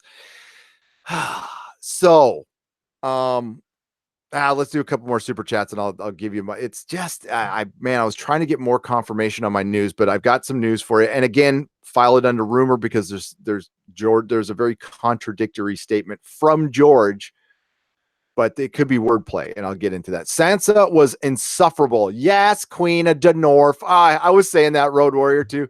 Queen of the North. Queen of the North. Canadian $2. Thank you. Dakota Stanton, $5. Did you notice how tall Robert Aaron was? That teenager got more breast milk. He did. I think he got some giant milk, Dakota. He did. 80s 1X, $20. Maybe Arya can find some good writers out west. Maybe. Maybe. Kyle Coates, $1.99. King's Council scene by Larry David. Yes, it was. That's good. That's good. Fixie Clary, $5. This is the way the series ends. Not with a bang, but a whimper. Absolutely. Nicholas Horton, £2. The ruined Danny, not satisfied. They did. They ruined Danny just to make her bad. And then she was bad for, they didn't even let her be evil for a long time. She got to make one evil speech and then they killed her. Yeah, that's basically it. That was all that it was. That's all it amounted to. She had almost a tiny part in this finale. Tiny. Yeah. Road Warrior 2, Canadian $2. He pet the doggo. 10 out of 10. Yep. Luke Blight, $69, $15. Wow, thank you. And thank you again, Road Warrior 2. The leaks were right. What utter dog shit. Yeah, that was ghost shit. That was a big direwolf turd. The Elusive, $10. I can't believe 8 years of investment led to this. The episode in and of itself was very good, but it was an ending to this show was effing awful. Without respect, we reject Hail Doomcock. Hail, my friend. I would actually disagree that this was a good episode. I mean, it was way too slow to be. It was lazy. The writing was not sharp. It was just meandering. It's like it really felt like an indulgent first draft by these idiots that they just thought, hey, you know what? Anything that we get down, if it's the right length, it's going to be good enough. Let's just go ahead and shovel it out the door and then get on with our lives, ruining Star Wars. That's basically what they want to do. They want to move on to ruining their next major franchise. Well done, sirs. Well done. Yes. How many of you out there that have dogs, like, because I really did this, the scene he didn't pet Ghost, I just automatically went and found my dog and I pat my dog in the head. I wasn't even conscious of it at first. I just ran over to Parker. I'm a good girl. I know, man. I would have if I had dogs. I was just feeling so bad. You just want to go show your dog love, that it's like, in case the dog's watching, it's like, no, not everybody is that bad, is he? No, he's not. No, he's not. Good boy. Kevin Mogg for $10. Thanks for the support group during these truly troubling times. More importantly, thank you for turning me on to The Expanse and the Orville, and you are welcome. It is an utter pleasure to bring people good stories. It's one of my favorite things to do. I got to, Yes. I was fortunate enough to do it for a living for a while at the comic shop, and now I get to do it again, and I love it. I love turning you guys on the good stuff and steering you away from the bad. Absolutely, man. The Expanse is the best of the good stuff. And I've been working very hard to get people to tune it in and support it. And I hope that people will make that move to Amazon Prime, like I was talking about earlier, and watch it, because you got a whole bunch of wonderful stuff on Amazon Prime besides The Expanse. And if you do a lot of shopping on Amazon, God damn it, it will pay for itself, because you get free shipping on a whole lot of things on Amazon. So people, check it out, please. Yeah, there's new Doctor Who. If you get Brit Box, there's old Doctor Who. They are going to have the Lord of the Rings show. Hopefully that's good. They're going to have the Wheel of Time. They're going to have they just canceled the Tick, but they're going to have The Boys, which I saw the first episode of. It's fantastic. Yeah, they're going to have a lot of good stuff. Comrade Commodore, $5. Part of the wheel, part of the chair. Yeah, I guess that was the whole wheel. They wanted the wheelchair up there. Brandon the Broken. Bringing up the breaking the wheel scene after she just killed a bunch of children was like so dumb. It was just like, I knew they were going to do it. And I'm like, I don't know how many times we could say it. They just didn't care. Their yachts were being like waxed, and they were ready to go turn off their social media. Yeah. Wisely. When I finished the biggest project I've ever worked on, and what I would do is not sleep until I felt like I got it right. Like that's how I work. I mean, not everybody works like that, and that's great. I wouldn't take off and not want to hear what people thought. I mean, if they don't like it, they don't like it. It just sounds like to me that they knew they half-assed it, and they figure they can weather the storm. Ask Rianne Johnson how weathering the storm is done. It sure hasn't helped with his bitterness. Yeah, don't mail it in with Star Wars. Just don't. But this isn't gonna go away, and they want to sell us a prequel, and they want to say, by the way, unsubscribe from HBO. Don't even forget that, and subscribe to Amazon Prime. Watch The Expanse. It's good. How was King's Landing rebuilt so fast? Kate Abel, $1.99. Somebody said they've found Qyburn's replicator. Blondie, PLN 10P. What's PLN from? I forgot. Somebody told me and I forgot. Thank you, Blondie. At least Good Boy Ghost got the pet he deserved. He did. At least God, he's the last. Well, no, Nymeria is out there somewhere, which we'll never see again. Hey, we saw Edmure Tully at the very end. They sure could have used that army from River Run, fighting the dead, but too much. Oh, yeah. Well, we didn't really need all of humanity to unite against the forces of the dead. And when, who was it that got thanked? Thank you for your role in helping us. We couldn't have saved humanity without you. And I thought, yeah, sure they could have. It was all Arya. That's all it was. So, yeah. I think the Unsolid. I forget. Yeah. By the way, Davos was at the council, and he admitted, I don't know if I get a vote. Like, what the hell were you doing there? Yeah. Davis Seaworthy, half the people he worked for Stannis. I mean, I know he's cool. He worked with John now, but then he worked with John, who's a prisoner. So yeah, it just it turned so dumb at so much for shocking deaths. By the way, a lot of people made it to the end. We have a death pool that we did, believe it or not. And I will have the results of that on Wednesday on my Nerderotic Nooner, 12 p.m. this Wednesday, and we'll see who the winner is. I'm pretty sure everybody lost because everybody picked more than what did we get? Major character deaths, 6. I thought most of the cast would be dead. Yeah. Maybe it just doesn't feel like that much, but yeah, nothing.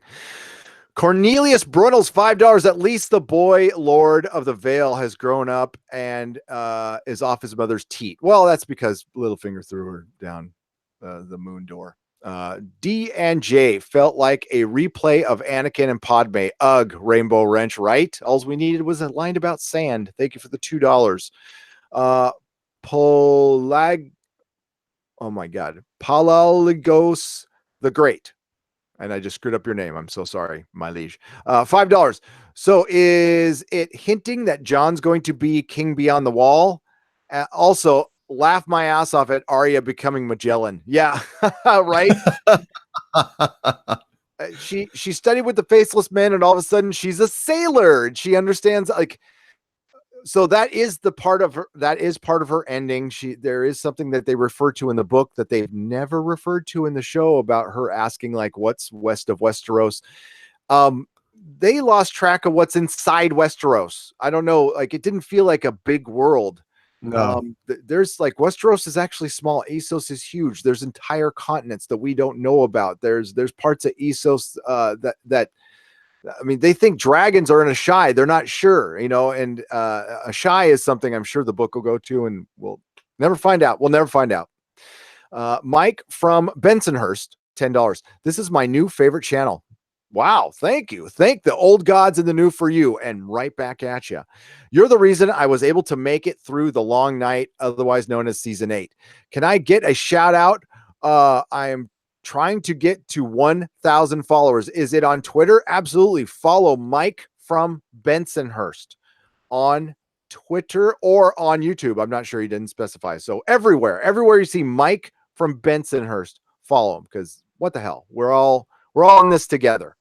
And please subscribe to Doomcock. Link is in the description right down there. Please give him a sub. And he just passed 30,000. I think he should have 130,000, 330,000, but people will catch on. Truly a great YouTuber and a good friend. Thank you, Gary. Appreciate that, sir. welcome. And right back at you. You are succeeding brilliantly, and I am delighted to be broadcasting with you, dude. Thanks, man. I appreciate it. Thomas Coulter, $2. Hail Drogon was the best actor in the finale. Yes, I agree. He showed a lot of range when he was pained when he saw Daenerys die, and then he made the point of melting the throne, saying "F this thing," showing that he is intelligent. Yes, the dragons are intelligent. And then he flew away and said "F this show." And he probably just dropped her in the ocean after like the scene was away. He's like, "Is the camera on me anymore?" Okay, get rid of this. Peter Davison, Australian, $2. All in the Sword and the Sorcerer. Yeah, even the Disney animated version had a better ending than this. Gamer Gambit, $5. The wall was suddenly repaired. No, they were actually at Castle Black. So the wall got it was Eastwatch by the Sea that got knocked down. Right. Was Ghost missing an ear still? Yes. Yeah, okay. And they're after was. the long night. Bran hints he can warg into a dragon. So bad it's funny. Yeah. It's like, really? You couldn't have done that. I'd have punched him right there. I don't care if he's a king. Oh God, I know. And would he have even reacted? I mean, he has no reaction to anything except a little smirk. Even though he allegedly doesn't care about anything anymore, he lives more in the past than in the present. He hardly sees people as individuals anymore, but he sure can smirk about being king. Fuck. And okay, worst offense of all, everybody, Podrick Payne becoming a Kingsguard. And I'm going to tell you why. Because within this show, we have seen that Podrick is so good at at bumping uglies that he had ladies of the evening paying him his money back. You become a King's Guard, you give that up forever. Right. It's just like being in the Night's Watch. You can take no lands, no wife, nothing. Stupid. It was the only cameo that they could squeeze him in. No, that was it. Because all the brothels were burned down, as they were talking about famously in the council meeting, where Bronn was saying, "I want to go ahead and rebuild the brothels." So we couldn't. Podrick had nothing to do. There was a meme out there of, Tyrion, one of his surprised looks that he had on his face for the entire season. There was like, she burned the brothels, all of them. So I'm glad they brought that up. At least they did that. Yeah. Podrick Payne. So best moment in the series. Can you find one nugget that you genuinely enjoyed? In this episode? in this series 8, season 8. Oh, season 8. Um, fuck. I guess that the only thing that I thought was real and legitimate was maybe the goodbye between Jamie and Tyrion. I guess that was the only really authentic scene that I believed, other than the dragon performances. The dragon remained fabulous throughout the whole thing, for what was done with the dragon. Yep. But that's it. Peter Dinklage acting with poor writing, I enjoy. I'd say the best moment was Brienne of Tarth getting knighted. It was a mushy, contrived scene, but I still liked it. I did. And Podrick singing was probably like really Yeah, useless. Podrick singing was But he got like good voice. not scenes you should expect to be the best scenes. And the finale in the of 8 years of shows we're talking about, Podrick singing was pretty good, and Brienne getting knighted, and then of course Jamie and Tyrion saying goodbye. Beyond that, I can't think of a fucking thing. No. Then the music. Ashley Evans, thank you for the 99-cent donation. DJM Voices, $5. We got what got me first in the app was John saying, I won't justify it, and then immediately starts to justify it. Yeah, I mean, I wanted soap opera music. Unfortunately, you know, Rami Dewaldi is great. But otherwise I would have heard some like old organ music from like an old soap opera, you know. Right. Captain Spire is on the bridge. Greetings, my friend. Mazel tov. $20. What's a bunch of dickless? What's a bunch of dickless me is going to benefit from? What's a bunch of dickless men going to benefit from being on their own island? Bran came across like this was his plan all along. I finally felt actual emotion when I saw Tormund. They spend the $20 to let they spent the $20 to let John pet Ghost. Yeah, that was it. Kamikaze Kid, £5. Just was wanting to listen to the spoilers before I watched the last episode, so I'm preloaded with even more disappointment. Yes, I honestly, if you miss it, you're not going to miss much. And don't forget to unsubscribe to HBO when you're done. Zeres, £2. The more I think about it, it was a great comedy. Yeah. The memes are going to be excellent, and in a little bit, I will go to some. Why the hell not? Yeah, and I tweeted out earlier about that this was now revealed to be a shitcom. That's basically what I call it. Game of Thrones is a shitcom. It's a shitcom. I have to read a couple of the super chats from the last, because I promised to do that, and there was about like 10 of them I had to leave behind, which really sucked. I'm sorry. But that sometimes, I was just there. I just found it. There we go. All right. So a couple we're going to read here. Some nobody, $2. Also, why the F didn't they dye Danny's eyebrows? They ran out of budget. They were braiding her hair. Pagliocchio, 1976, $5. Jeremy stepped on my self-promotion chat. Well. Anyway, do you think the minds behind The Last Jedi were more malicious than D&D? No, I think they were equal. Teach for New Zealand, $2. I hated the 50th anniversary. It betrayed his pain. That's talking about Doctor Who. Okay, so we read a couple of those. We're going to go back to a couple of these now. Jack Random, Grey Worm should have been killed for war crimes, LOL, or killed Tyrion right there. I honestly almost stopped watching right there because I knew it was going to happen. And I figured, wow, there's going to be a bunch of long goodbyes and sads looking at each other and really good music and then walking off. And that's exactly what happened. And I wish I would have just turned it off at that point because it was just dumb. Kate Abel, $1.99. What is the point of John's heritage? There was none, Kate. It was to subvert your expectations. Do you feel subverted, Kate? Kate, how do you feel right now? Actually, this is kind of therapy, right, Doomcock? So, tell me about your mother. Are you with me?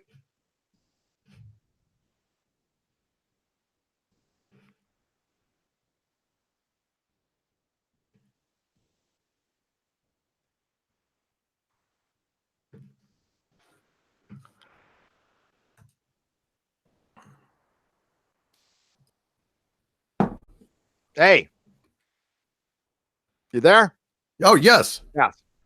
What's going on? No, I just was wondering. I couldn't hear you. I was asking for it, so I thought I lost the connection. So I started a new one. Were you? Yeah. Sorry for that silence, folks. Oh, sorry about that, guys. I didn't know. Were you muted?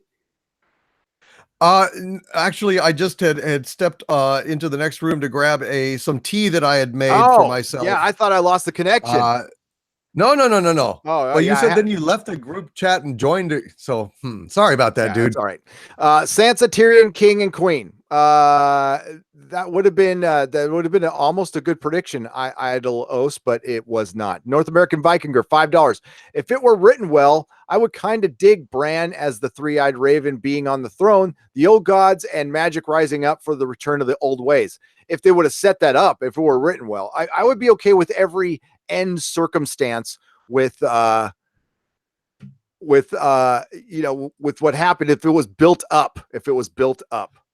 But it wasn't. I mean, we really, this was just out of the blue. It just seemed very random. And obviously, I think even if it's in the books, it was random because they needed 2 more seasons at least, probably 3 more seasons to really adequately ease us into these things and give it a credible evolution of the characters.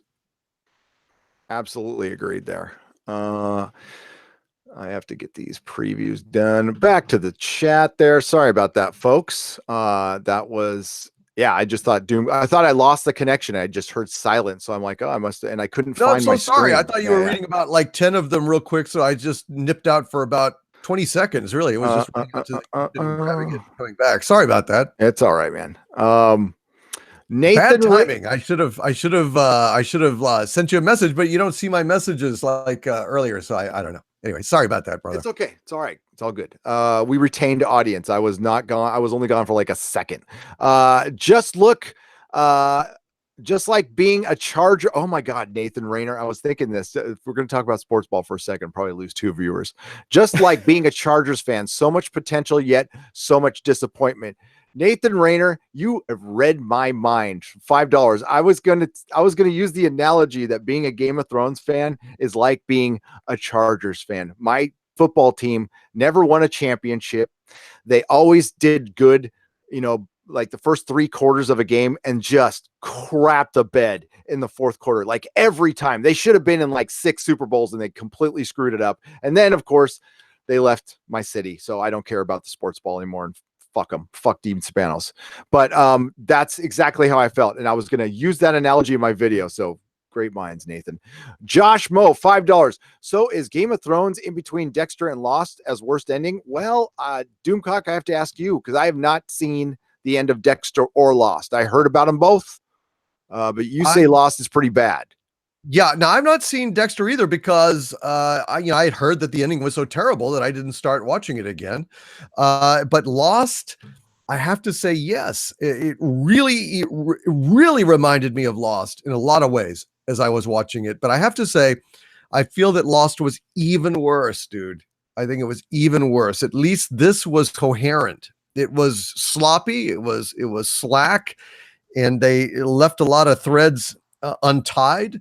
But ultimately, at least it was not from start to finish a complete con job and a lie. There is a story there. It's just horribly disappointing, and they didn't have any passion implementing it ultimately in the end. I think that's basically the difference. I think that's well said. That's well said. Knowing what I know about Lost, and I did watch the first couple seasons, it felt like to me when I was watching it that this is just, for lack of a better term, smoke and mirrors. Yeah. And with Game of Thrones, The Song of Ice and Fire, as mad as I am at George and Dan and Dave right now, I mean, at least the books are freaking solid. I mean, they're really, really good. An argument could be made that the last 2 books, Feast for Crows and Dance with Dragons, are a bit meandering, and I can understand that. But I like George's meandering. I love reading George's meandering. But I certainly don't like his meandering to Comic Cons and starting other projects when, honestly, he should be working on that book. He's taken money. He's taken a lot of money. He's got a lot of fans who have bought his book, and he doesn't seem to really give 2 shits what you guys think. And every time somebody brings it up, he flips you off. Yeah, he does not give a damn. And he had the balls to write 2 like books in the Game of Thrones universe that were not continuing the fucking story? Giant tomes. I mean, these are Yes. big books, and one of them's a part 1. And for him to have the balls to come out and announce that, and then we dug it up. I mean, like, seriously, fans, like, we can get him to finish the book. There is a way. There is a way. And no threats, no violence or anything. Simply stop caring, because I'm going to paraphrase a George R. R. Martin quote, that the worst thing you can do to a storyteller is not care. And we just need to get to not caring at this point, because it clearly looks like he's not going to finish. All right. So George has come out, and there was a rumor started by, I don't know who, but it was perpetuated by the actor who played Barristan Selmy, I believe, that the book is done, lock, stock, and barrel done, and that he's got some contractual agreement with HBO that he couldn't release it during the series, and he's got to wait to a certain amount of time. Now, George has gone on his Not a blog and said that is absolute utter bullshit, not true, not happening. I'm not done with the book. If I was done the book, I'd tell you, and I don't give updates or anything like that. But then I started getting a bunch of emails from, now I wouldn't even be talking about this if I hadn't heard about it from 3 people, that, and 2 of them checked out, as in, like, really good sources, saying what the actor from Barristan, and I don't know this, and I'm not a news guy. This is just a rumor. And I honestly, if the person who is watching, like, I'm not saying I don't believe you. I'm just skeptical that maybe you got some bad information, but I've been told that it's done. Like, it's done, and it'll come out December 2020, whatever. But the scuttlebutt behind the series, why it got rushed, there is a definite reason for that. All right. And it's not just creative. Yes, the biggest guilty party, the biggest villain is bad writing, period. But there's also egos, and there's agreements with how many seasons, and there's some, and this is the thing I'm going to hint to, because I don't know for sure. All right. And I don't, again, file it under rumor. We're just being little chatty Cathy gossip queens here. My wife's the hairdresser, for Christ's sake. So Doomcock and I and Midnight's Edge have reported a lot on a character contract that Star Trek has, where, like, the characters can't be the same. All right. They got to be a little different from, there's a 25% different in the JJ Abrams universe. So what I was getting out of the email is there is something very similar now with Game of Thrones. Oh boy. And that's what caused the change. That is wow. Well, that's bizarre. That doesn't really make a whole lot of sense. It doesn't. That's why I'm, like, waiting to, but it could make sense for differences of books, or maybe it's applicable to the prequels and not to Game of Thrones. That's what I'm trying to find out. But this kind of stuff happens all the time. So it's kind of a miracle we get anything good, because especially when stuff starts rolling, egos get bigger, and the egos are big anyway down there. So when we do get something like the MCU or something like that, it's pretty special. It is. With Game of Thrones, I mean, oh my God. It's like, one time I want to run with one story, and then I get another email that contradicts it, but definitely something happened between George and Dan and Dave, and either Dan and Dave got mad that he didn't finish Wins a Winner or whatever. I don't know. And it doesn't really matter. Here's the end result. Here's our end result, that we're complaining about a show. They're going to complain about us complaining about a show, and it's going to be our fault when, if George would have just finished the book, this all could have been solved, and he could have certainly finished the book. I don't know how somebody could. I mean, like, listen, I know these things are hard to write. I understand that, but it's been 10 years, 8 years, 8 years, Yeah. 8 years, 8 years. And I think, it should cross your mind, creatives out there, giving your promise with the fans. That should cross your mind. You should keep that in mind, that they pay your bills. The reason George is more famous than he ever was because of this. And now this is the only thing you're going to be remembered for. And if you don't care about that, fine. But A Song of Ice and Fire is now going to be eclipsed with George never finished the book and the show ended like shit. That's all that's going to be remembered. So Yeah, if we have anything to do with it, I'm not gonna let people forget that. It's gonna be like remember the Cant in fucking Expanse. It's gonna be remember Benioff and Weiss. Don't ever forget what they did to Game of Thrones and how they treated you so shabbily. And I can't understand, egos aside and all this stuff, how this could have accounted for the way that the show turned up. I just, Benioff and Weiss still are writing the episodes still, and they even directed this episode, wrote and directed this episode. Have they no pride? You'd think that their egos would prevent them from cranking out shit. I just think regardless of the contracts, right? They thought their stuff didn't suck. I just think this is my speculation. There was one foot out the door. Hey, George Lucas was on the set for the first episode. So you don't think there was some Star Wars commingling? Why was George Lucas in Ireland on the set of and directed a scene from the first episode of this season, which really, I know everybody's in love with George again, rightly so after Rian Johnson, but still, he directed the Phantom Menace.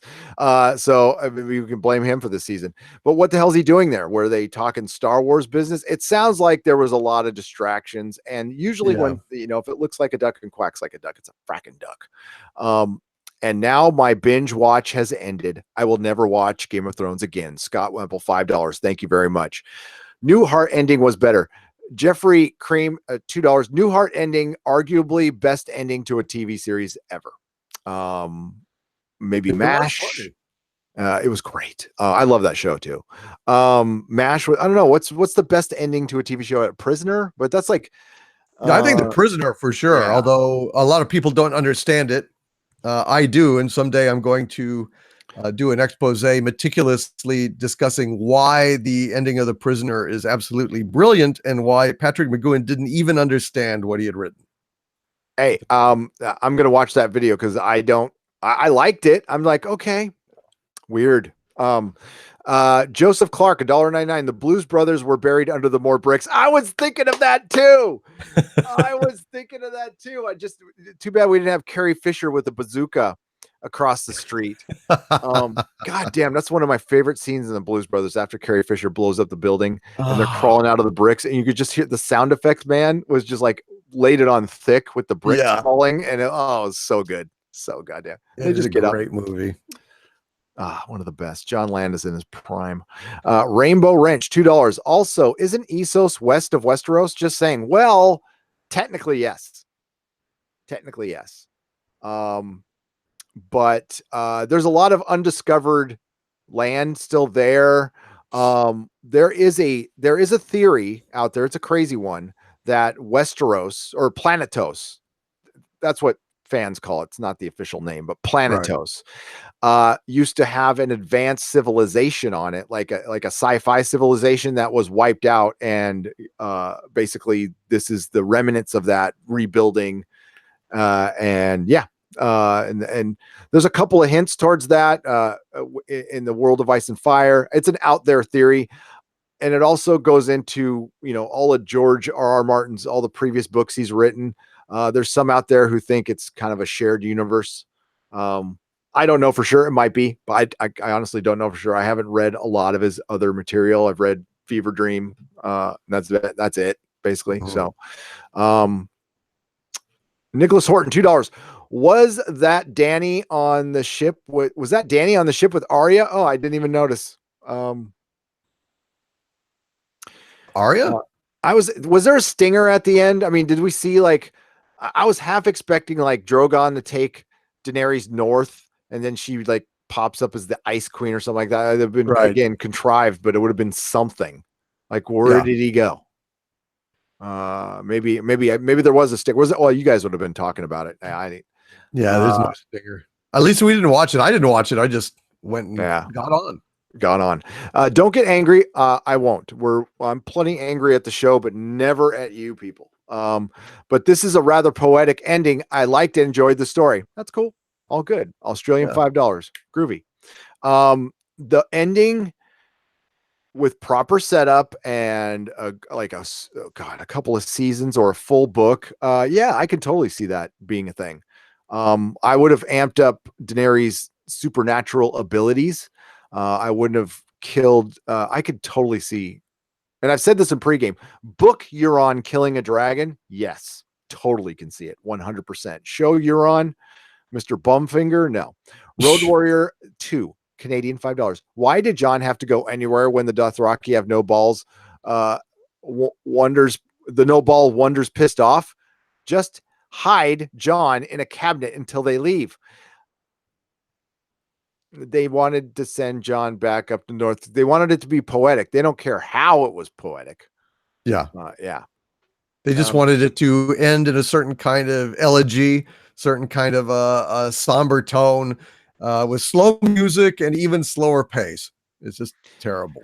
God, Game of Thrones fell victim to what has been going on with television. Doomcock and I watch a hell of a lot of it in the last couple of years. It's made of there's tons of a political agenda shoved in, but also it's made for short attention spans. So it's made for moments that people can share about on Twitter. We don't really care how we get to those moments anymore. And goodbye, this type of storytelling, Game of Thrones season 1 through 4. Yeah, goodbye that. That's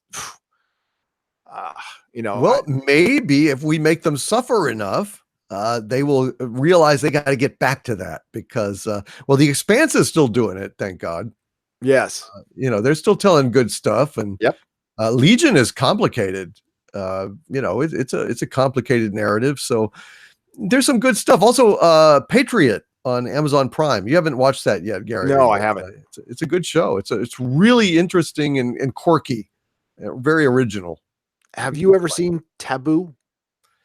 No, I have not. Oh, did you ever watch Peaky Blinders? Yeah, I did. Didn't like it?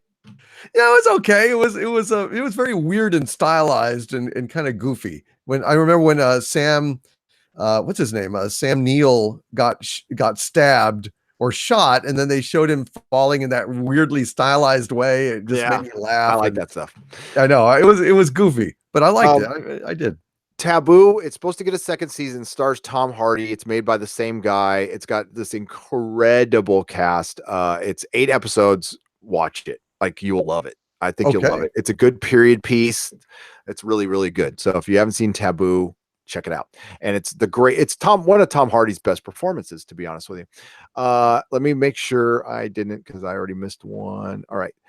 Joey 45X151, $10. Just wanted to say I love your channel. Just found you about a month ago. If this season didn't suck, I would have never found you. So thank you, D&D. Haha. Well, yeah, I'm torn on that one. I'm so glad I found you guys and you guys have found me. I wish we could have found each other over good Game of Thrones. That would have been my wish, but I ain't life, unfortunately. And we found each other, and maybe like Bran, maybe Bran's out there telling we found each other for a reason. Maybe that's all happening for a reason. What was Ranvis for a Filipino, 250 Filipino dollars. If you watch the series backwards, it becomes closer toward the book the further you watch it. Reverso. That's funny. Redemption story. That's funny. If you actually watch it, and that makes more sense. Danny attacks first, and then the Night King comes. Maybe we watched it backwards, Doomcock. Yeah, that's what we'll need to do. We'll go ahead and put that on a rewind and drink heavily. Or I will anyway. And we'll hear like a satanic, it'll be Hail Satan. Right, backtracking. It'll be Benoff and Weiss recorded backwards saying, bow down to us. This show does not suck. Bow down to us. This show does not suck. But it does. It does. Gawker's Death Rattle, Canadian $5. Tyrion. I'm the god of tits and wine. Oh my God, that was such a good line. Bran, I'm the god of smirks and bland. Well, he fits right in with most of the leading characters we've been getting lately. But you know what? That actor had to try to act like a block of wood. As opposed to Mikey Spock, who's a pro. Who's a pro right at the gate. Just that's her specialty. Vetrez, $5. The Night Watch is a location that's not even part of King's Wheel's domain. King Wheel's domain. Yeah, that's what I brought up. It's in the fracking north. So you're sending the King of the North back to the King of the North. That Sansa just became the Queen of the North, so he wouldn't be a threat to Sansa. He's going to trust Sansa because people might like want to do what. Yeah, that's why he took off probably. But we're supposed to assume that because this was the season of assumptions. Kenji, $20. I can't. I'll do this. Here is to Aegon Targaryen, sixth of his name, Kingslayer, Queenslayer. It hurt me to see him go Luke Skywalker on Dany. He didn't even try to save her. He could have married her, become a king, helped reign her tyrant side. I know, but the plot wouldn't allow it because Dan and Dave had to go make a Star Wars movie bad. Not real bad. They need to make it literally bad. Kenji, yes. I just never. God damn it, that show. It's this one kind of hurts, folks. I mean, I felt most of the pain after the third episode. I was kind of that, but it's this seeing Jon Snow for the last time and not feeling anything, but he got completely screwed over is the only emotion I'm feeling about this show. Yeah, it was completely anticlimactic, and Jon Snow had become so lame. I mean, like I said, I could not believe that this man that was such a hero and such a good, solid character was walking around King's Landing and stepping over dead bodies and not thinking anything. Just had that same little kind of regretful look plastered on his face. Nothing shocked him. He hadn't concluded that something's got to be done about Auntie. He just actually had to be talked into it by Tyrion. Didn't say shit. What the fuck? Is that the Jon Snow that we knew? Absolutely not. No. And the question has to be asked, folks, before I get back to the super chat, knowing the answer is, while Jon Snow's end, I totally agree. That's probably what will happen. He'll probably have to kill Dany unless George changes his mind and probably have to go back to the Night's Watch, but there'll probably be some reason for it. But prior to that, do you think George wrote Jon Snow to just walk around going McQueen and ask Arya's advice and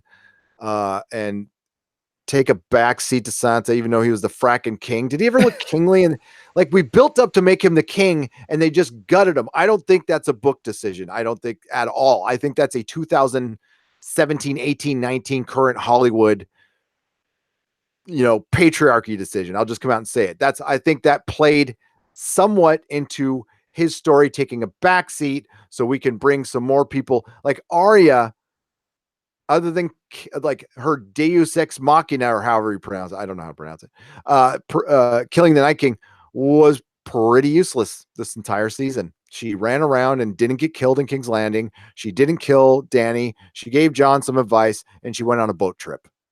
Yeah. Didn't kill Cersei. Just kind of, got talked out of it at the last minute by the Hound. Just got talked right out of it. It's just completely swayed. Okay, you're right. I don't want to end up like you. So then and what happened to the horse too? Didn't she ride off with a horse? But then where's the fucking white horse? It was supposed to be this big symbol, right? And and I thought it was going to be, I gave the writers too much credit. I'm like, oh, she's death now. She's going to become like this assassin. She on a pale horse she rides. No, they just wanted to bring a horsey in and kill 5 minutes. God, the more I think about it, this is so bad. This is the worst ending of all time to a TV show. This is the worst collapse all time of a TV show. And you ain't seen nothing yet. This is going to go for a while. Wait till tomorrow morning. Right now, people are still watching it around the world, but tomorrow morning, when the normie news starts up, it's gonna, shit's gonna go down. And rightfully so. But you just haven't seen the end of Lost, but it's very comparable. But even Lost was worse because there was literally no point to Lost, none. I mean, at least this told a story. It was a shit story. And it betrayed and subverted all the promises of the previous great seasons, sold down the characters down the river. But at least something happened, and the end of Lost just completely dropped every single mystery, and all it was a string of mysteries all along. So I mean, the whole thing was revealed to be a con job, a shell game, dude. There was nothing to Lost, nothing. Yeah, I had watched Alias, and I saw Mhm. it then that when Mhm. Lost started, JJ jumped from Alias and went to Lost, and then started going to another thing. And I liked Alias, and it went off and I'm like, I don't want to watch anything by him. I mean, like, I started watching Alias, I liked it, he bailed it, it sucked. Yep. So, but what's different about Game of Thrones is it was the greatest show on television, in my opinion. Mhm. It was everything I love: zombies, dragons, freaking Mhm. knights, every historic references, a big full world I can dive into. I turned so many people onto the show. At my shop, I would talk about it constantly. We used to air episodes in my comic shop. We used to do screenings of Game of Thrones. Oh my god, I remember the premiere of season 3 when Ghost saved Sam Tarly from the White in the beginning. Remember when they were scary and dangerous and Ghost did Oh yeah. stuff? People were cheering when Ghost came across the screen. People went, yeah! It was so much fun. Those were the days. But now we're reduced to nothing matters. John gets deballed. Actually, Grey Worm had more balls than John. And Yeah, that's true. Varys died for nothing. And he really died for nothing. And Tyrion, Mhm. I mean, like, I can't like Tyrion. He ratted out Varys. Right. And all he had to do was keep his mouth shut for a little while. And it was just so dumb at the end. Like, he was still loyal to Daenerys. Then he flips the switch, and like, he wouldn't listen to Varys, the guy who saved his ass from King's Landing. And Varys is very different from Book Varys. Book Varys wouldn't save Tyrion's ass. Book Varys is very much the spider. So Uh-huh. I like Show Varys better. I do. I like Conleth Hill. I thought he was fantastic. And just F the character. Braun. Why was Braun existing in this episode? Just so he can have a brothel joke at the end? Just Yep, just a callback, just a little happy callback, just a bunch of bullshit. It's just really sad when the most that we could hope for with a Ghost appearance was that he would be petted. We can't hope that he will attack. We can't hope that he'll be fearsome. We can't hope that he'll save anyone. We were just hoping that he would get petted. That is how we have degenerated to this point. That's how bad it is. I bet you I'm looking forward to seeing the people who like this episode on YouTube, not the fans. The fans like it. Again, totally cool. No problem with you. You are always welcome here, and I'll always have your back. We can disagree on stuff all day long. It's cool. It's just a show. But I'm just curious to see the other professional critics out there, to see what they say. A lot of critics are giving it. I mean, like, this is a kind of united front, which is kind of nice to see. But yeah. So is Game of Thrones in between Dexter and Lost ending? Doomcock says it's still not as bad because it made sense. Gotcha. Josh Moe. Cornelius Brunice, episode 5 and 6 should have been one single episode. Yeah, actually, the events of those last two episodes should have gone an entire season, after an entire season of building up John and Daenerys' relationship, so it feels real. Because when he said "I love you," I just like, that is clearly a line written on a cue card. That's all it felt like to me. Yeah, it didn't seem have any consequence or weight or gravitas or sincerity. It just seemed like going through the motions of plot. I Yeah. am stabbed. That's basically it. And then she doesn't say. I mean, like, No, nothing. No actual dialogue. Et tu, Brute, then fall Caesar. No, nothing like that. She just, huh? It doesn't even groan, really. and then, like, so Jamie gets run through and can run through a castle, buy a Starbucks, get Danny one too, go back in time, give her one at Winterfell, come back, go through the castle some more, find Cersei. And oh, by the way, did you notice the big pile of rubble they died under? If they'd have just walked 20 feet the other way, it was a clear floor for like 50 feet. Yeah. Well, they ran out of rubble budget, CGI Okay. rubble. They just couldn't do it. Same with Ghost. It's like, did you want Ghost petted or did you want more rubble? Pick. You can't have everything. And of course, even if we had both of those, it still would have sucked because it was just like there was nothing there. No interest whatsoever. Oh, God. So boring. God damn, It it's was boring. boring. It was totally boring. God damn. The Ghost of Flea, $5. I was thinking 41% of the people are going to like this episode, and the same number who believe dinosaurs hung out with people. uh, um, Only in the center of the earth, the ghost of a flea with Doomcock. He's got some dinosaurs down there in his vacated German base. That's right. Hans Mercer, tell me about your mother, and then tell me about your father. Canadian $5. Iron Bank, nah. Faceless Men, nah. Nah. Mm-mm. Aegon Targaryen reveal, meh. Jon sent to protect the wall against what? Sansa wants Jon as king, but not Bran. Just go watch The Expanse. Yeah, that last 45 minutes was just like, hey, let's put some words on some paper and go. Okay. It was like the last day of school, a high school. I'm surprised they wanted to direct it themselves. I mean, what is there to direct? It would have just been like, hey, here's this shit we scribbled out here. Go make it work, nutter. No, they actually directed it themselves. Why? They did. What was that? Oh God, what was that method that David Bowie did an album with where he wrote lyrics and then he ripped the page in half and he took the separate ones? There was a name for that or something like that. Maybe that was it. Maybe that's what happened. Yeah, it's kind of a weird divining kind of a magical process. Yeah. And well, David Bowie made it work kind of. Yeah. So there you go. Because he's Dave. I wish David Bowie's still alive. I do. Yeah. What do you think of the people that are upset at us for being upset at the ending? And what was the whole point of Jon being brought back? Love you guys, by the way. Krazia, Canado. Am I saying that right? Krazia, we love you too. And yes. What do I think? If people want to be upset at us for not liking a show that they like, it's not really healthy. You don't want to give us that much rent in your head. You want to just don't worry about it. I mean, if you like what you like, don't. I can't affect Doomcock and I, as much as we'd love to think this, cannot affect how you like something or not. Period. That is entirely up to you. You have the power. Peter version 1, $4.99. Not sure if you were asked, was it funny that Sam was laughed at for suggesting democracy? That was kind of funny, actually. Oh, by the way, did everybody see Howland Reed? I'm pretty sure that was Howland Reed that was sitting in between Sam and Edmure. Now, correct me if I'm wrong, but I'm pretty sure that was Howland Reed. We finally saw Howland Reed.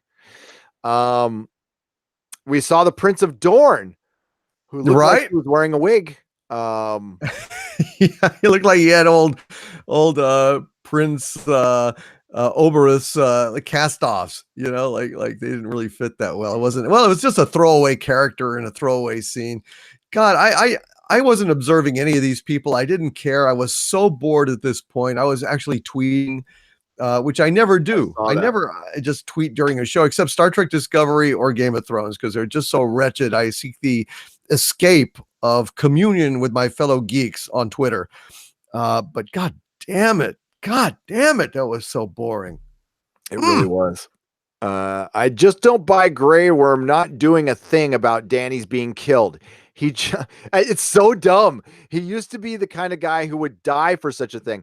He would die for her. She is a god to him, a god. So with the Dothraki would have killed everybody. They would have gone, oh, the person who told us not to R to the A to the P to the E anymore. I guess what I'm going to do. Yeah. That would have never. What are the Dothraki? Oh, they were walking on the shipyard while Jon was being taken to the Night Watch. Just Dothraki. Yeah. After it. I mean, people. This was stupid. This was dude, stupid.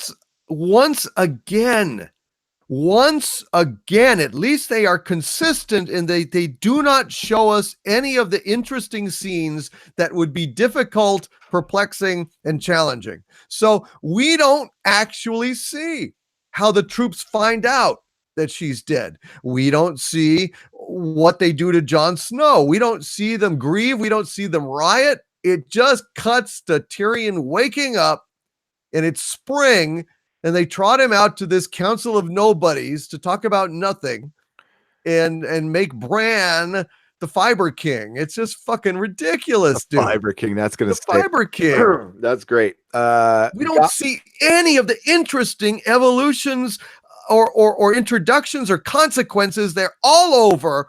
Everybody knows she's dead. We don't get to see how they react or anything. That's what they've done time and time again on this show, cutting away from Aegon Targaryen telling Sansa and Arya who he really is. Don't remind me. There's so many. They don't show us anything. They've got to make time for Tyrion moving the fucking chairs, so we cannot actually have any of that shit they call, oh, I don't know, drama. 2 years they took to make this.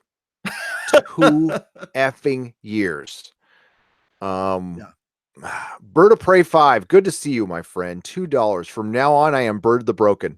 You are, but not to me, Bird of Prey. Bird of Prey 5 is a cool YouTuber. Unfortunately, he's got some health problems, so he's in bed a lot. But he live streams and he tries to make the best out of it. He's got a great attitude. He's funny. I don't know. Last time I heard you said you didn't like. Did you like the Orville or you didn't like the Orville? But it's okay. I still love you, man. Luis Manuel Vasquez Arias Schreiber. Okay, wait. Luis Manuel Vasquez Arias Schreiber. Something PEN 1690. I just don't buy. Oh, I already read that one, but thank you.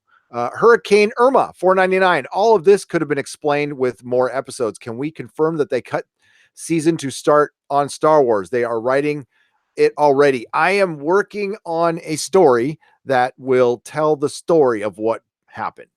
I will can't there's an answer. I gotta wait till tomorrow to talk to the person to get all the details. But I will share them with you, sure, because I think fans got a right to know. And it really, I mean, it's not going to change anything. It's just going to go, here's the reason why. And sometimes that's enough for people. I think if, Hollywood doesn't need to tell us these things, but we're going to ask, and, you deserve answers. But it's going to be, my guess is it has to do with money and ego. Kylie Jones, $5. Horrible ending. I no longer have any interest in any of the spin-offs. I want to hear more of that or the prequels. If it weren't for this channel, you would have, if it weren't for this channel, would you have any interest in the spin-offs? Asked Kylie. No. 0. No. Wouldn't touch it. Not interested in the slightest. And honestly, I there's a million other things I could be doing than sitting around watching TV. I love doing it for the channel. And there is, when I see something good, I want to share it with everybody and I want to watch it over and over again. And that's what I do. But when something wastes my time this much and it's so egregious, it is so obvious that the creators of the show just wanted to bail and they didn't really give two shits what they gave their fans who were so loyal and made them so fucking rich and famous beyond their wildest dreams. And they just disrespected everybody.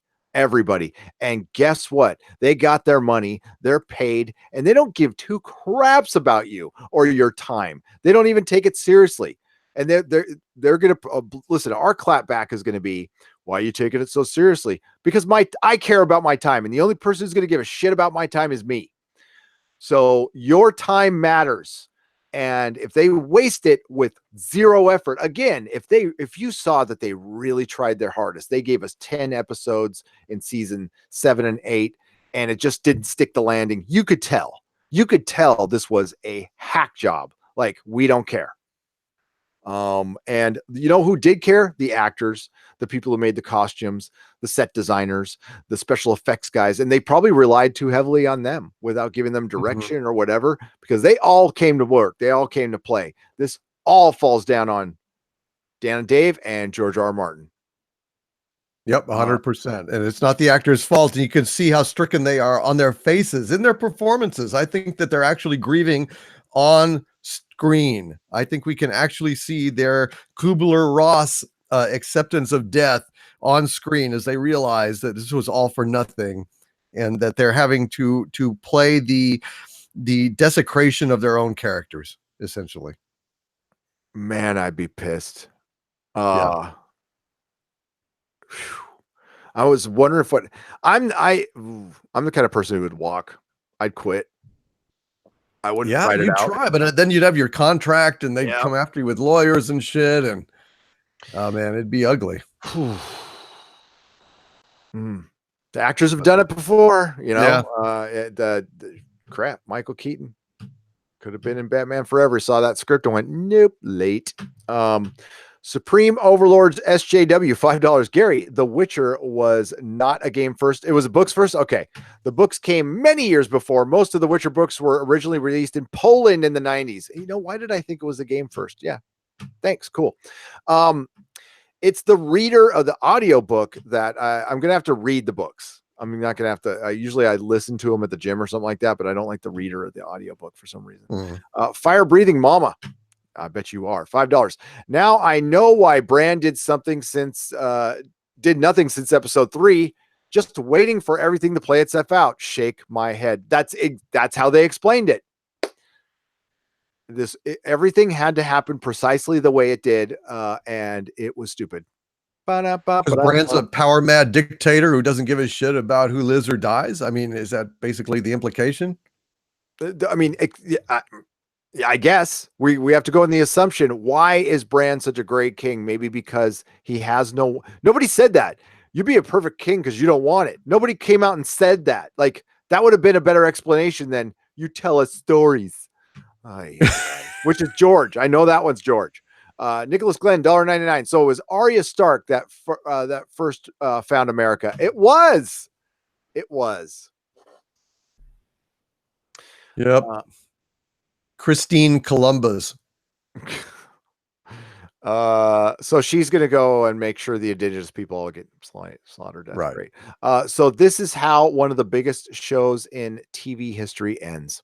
Like Luke just disappearing into nothing beneath the sunset. I don't even watch Game of Thrones, and I understand why it's compatible to The Last Jedi. Makini 90, it is now. What Last Jedi did damage to an ages-old franchise. Damned, you can't repair the damage that it did. So it is worse still. But I was kind of checked out on Star Wars anyway. This one hurts.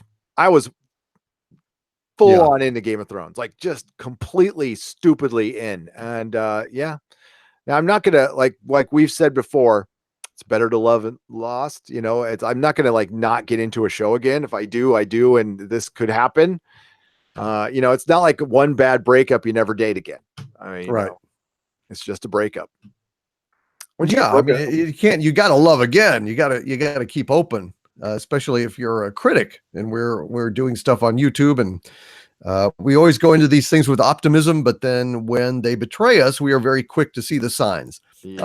After episode 3, I said Game of Thrones is dead to me. I knew there was no coming back from this. And I knew that it was the underlying attitude that produced episode 3 that would make sure that the rest of the series stunk.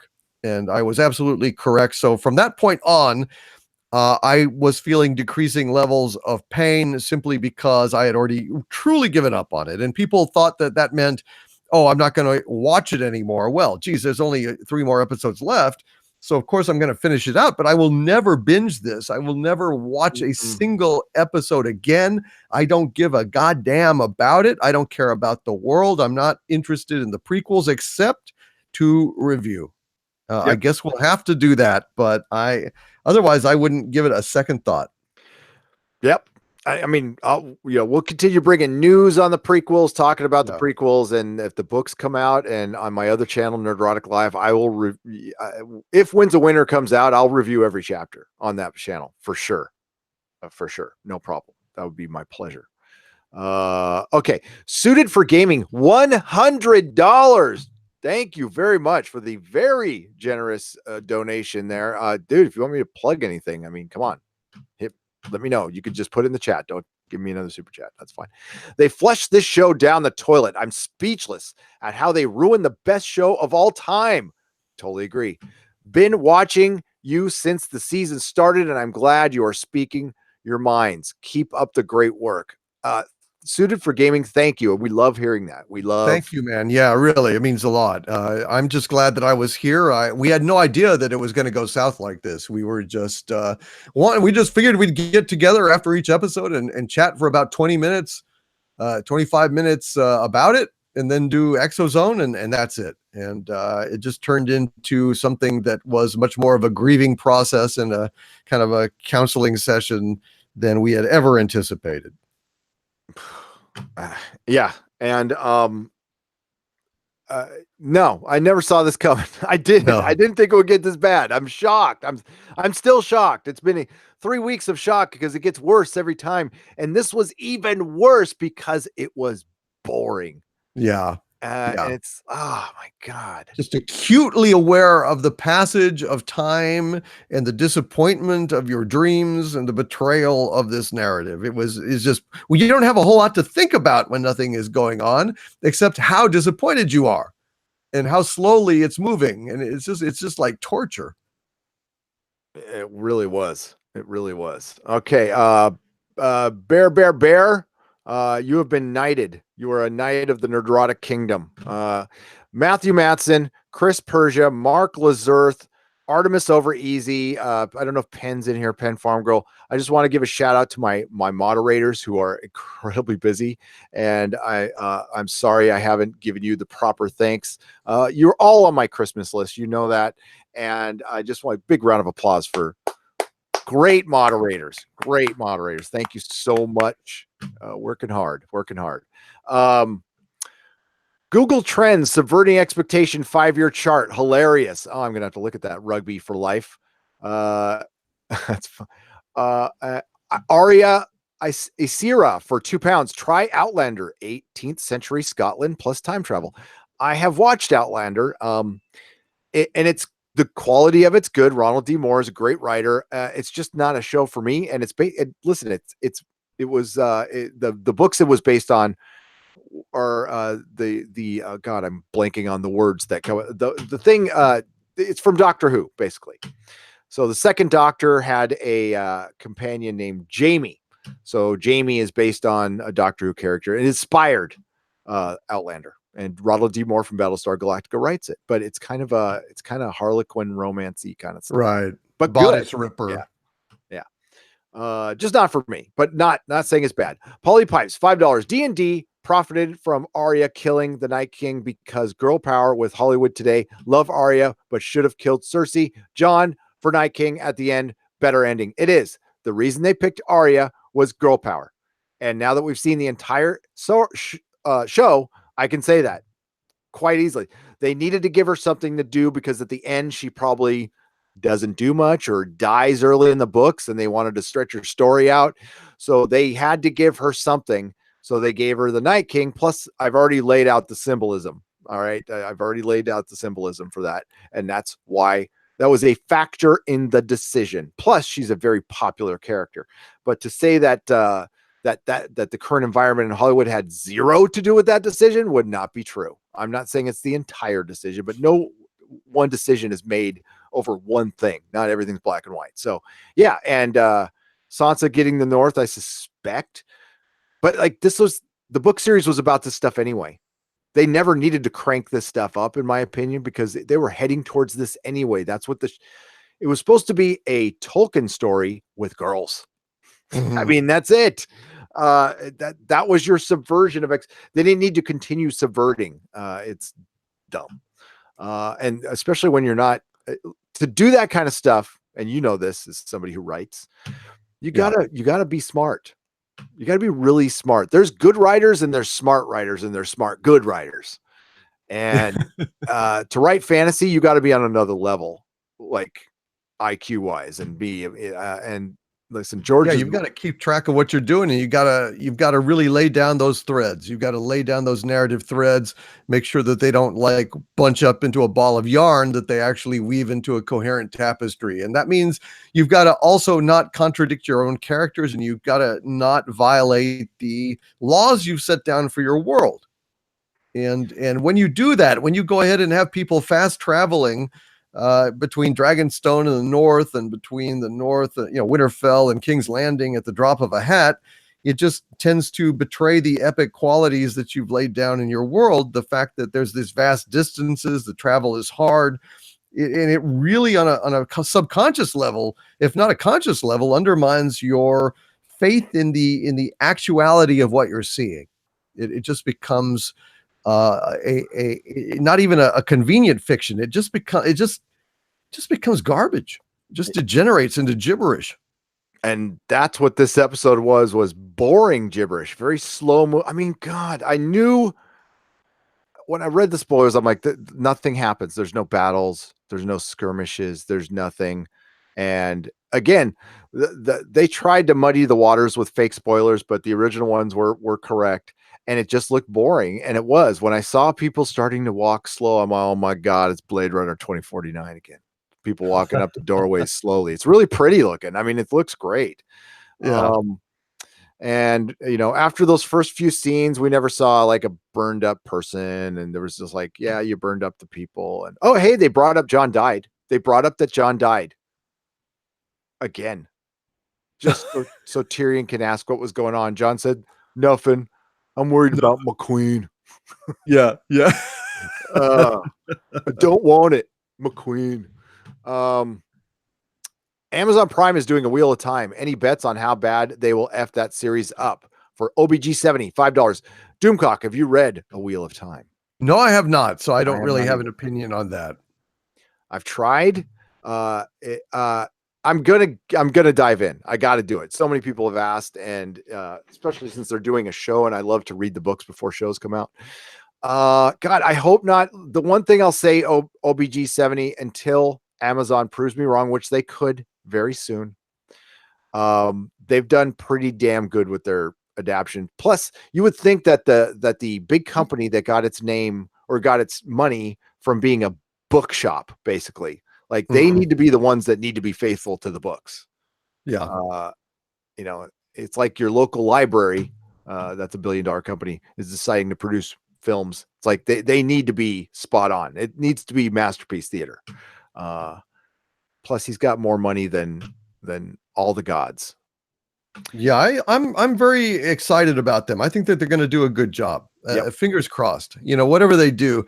Although they picked up Star Trek Picard for the international rights, so that's a black eye for them. It is, but it's like picking it. It's not like they paid for it. I mean, they paid a licensing fee, but it's not like what Netflix like funded the show as an original.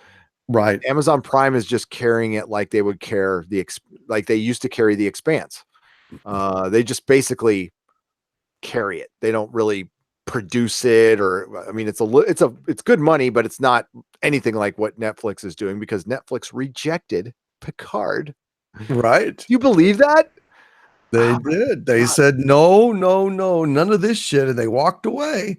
And they're trying to spin that as a triumph. Oh, we got picked up by Amazon Prime internationally. And it's like at a fraction of what they were going to pay you. And now you are so cash strapped that you were essentially basically just breaking out the green screens and figuring you'll figure out what the sets are later. It's from what I hear anyway. It's a rumor. And it's a rumor, and it airs the next day. It doesn't air same day too. So it's just like, it's basically like Hulu at this point. Someone write like George R.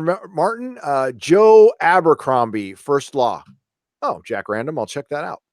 William Joseph Dietrich for $20.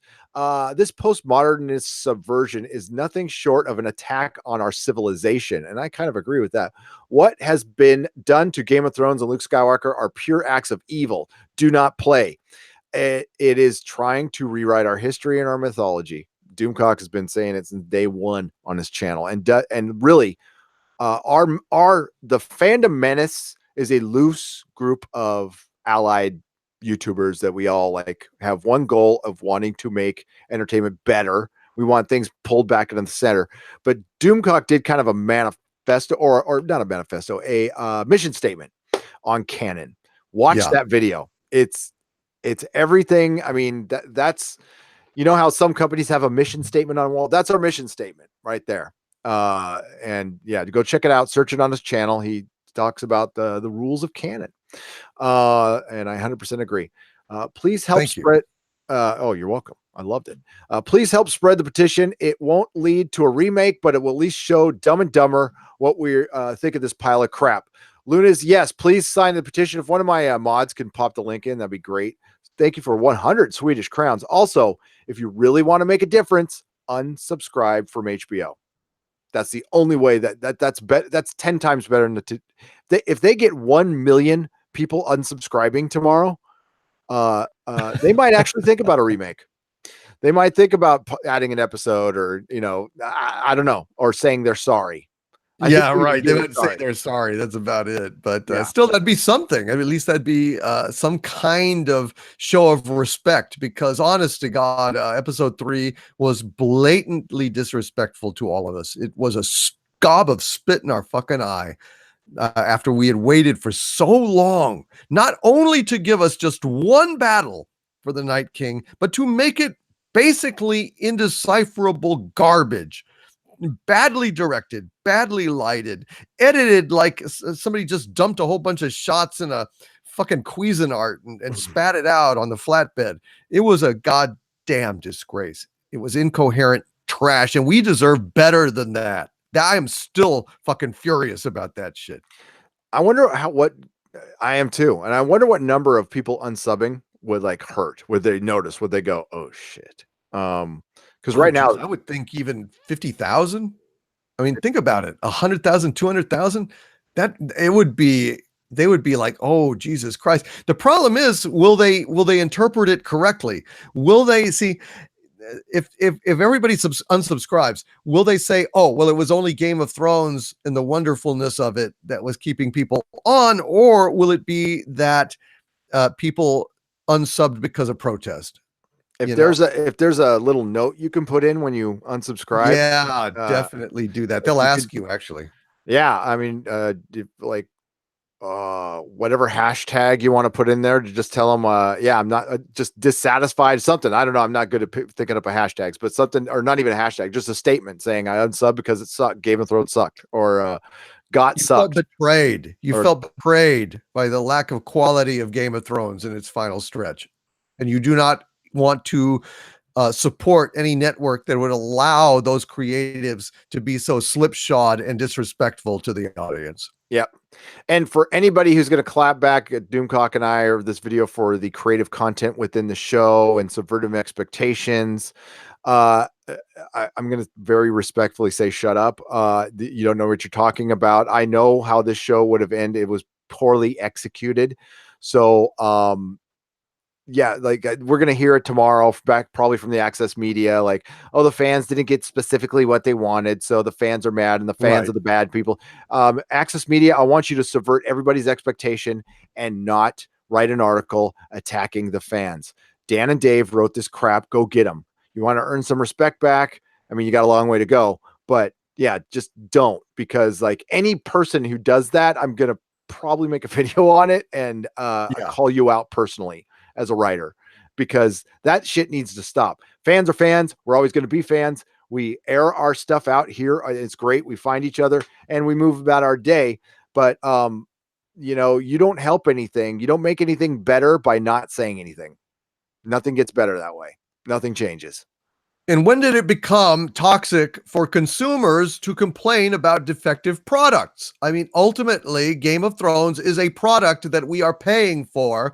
And when we get a defective product, we have the right to complain about it. The customer is supposed to be always right. We're the fucking customers. Yep. Just because you fancy yourselves as artists out there. does not mean that you have no responsibilities to your audience, who are ultimately, audience is a synonym for customer. God damn it. Yep. And we paid for this shit, and we're deserving of what we paid for was not, God damn it, after 8 years to even have one episode with the Night King where he dies and we couldn't see it because it was so incompetent. It was so incompetently done. If it had been competent, if I could have seen what was going on, and it had been like, at least with a modicum of respect, then my objections would have been significantly less vociferous. Yes, I would have had a problem with Arya stabbing the Night King because she had nothing to do with the Night King. Did she even know who the fucking Night King was? She was pissing all over the rest of Westeros. She never heard about the Night King. So how the fuck she just got lucky and stabbed the right guy? How did she know to stab him? How did she not stab one of his lieutenants? It's just so fucking stupid. But at least I would have felt that the filmmakers made an honest mistake in doing it, like a miscalculation, maybe. But the fact that it looked like it did, and it was so sloppy and so stupid, top to bottom, with sacrificing the Dothraki in a military maneuver that they would have never had. Never. It makes no sense in military history. Nothing about that thing made any goddamn sense. And so if they had just paid us the respect to at least buy some lights for the fucking thing and shoot some wide angles and actually put some thought into the direction, I would not be as fucking furious as I am. I would still be angry. But that's why it was dead to me, was the lack of respect. Yep. That was it. Couldn't see anything except for a coffee cup. You could see that in episode 4, but we couldn't even see that in episode 3. It would have been a blur, dude. Exactly. And so, things go wrong. Sometimes, you put the perfect team together and they go out and crap the bed. And I'm sure that factored in. But the biggest crime, I will repeat again, was not taking the time, not giving the fans what they deserve. They deserve more episodes. Dan and Dave, you should have stayed. You would have gotten a lot more jobs if you just hung in a couple more years. You would have been employed for life. Yeah. Now I want you're going to have a lot of time to think of your besmirched reputation, and you'll still get some leftover work because people will look at the bottom line and the numbers. But listen, and maybe George got a little, he's human. Maybe he got jealous that they were taking so much credit off of his work. I don't know.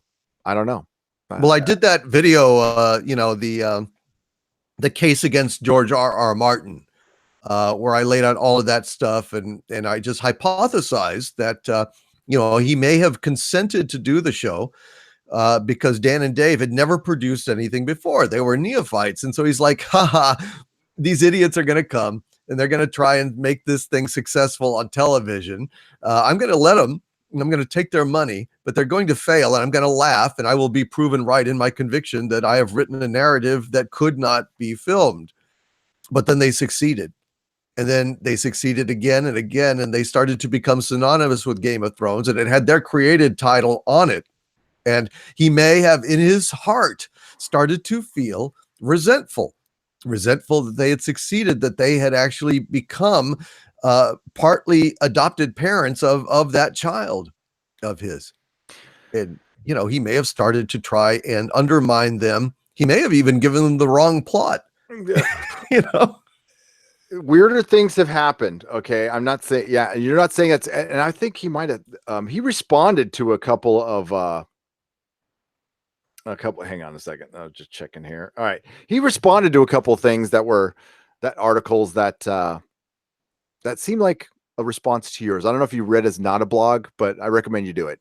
Oh, really? You think he might have responded to me? Yeah. Cause he definitely responded to something I put in a video. Well, he was given bad information.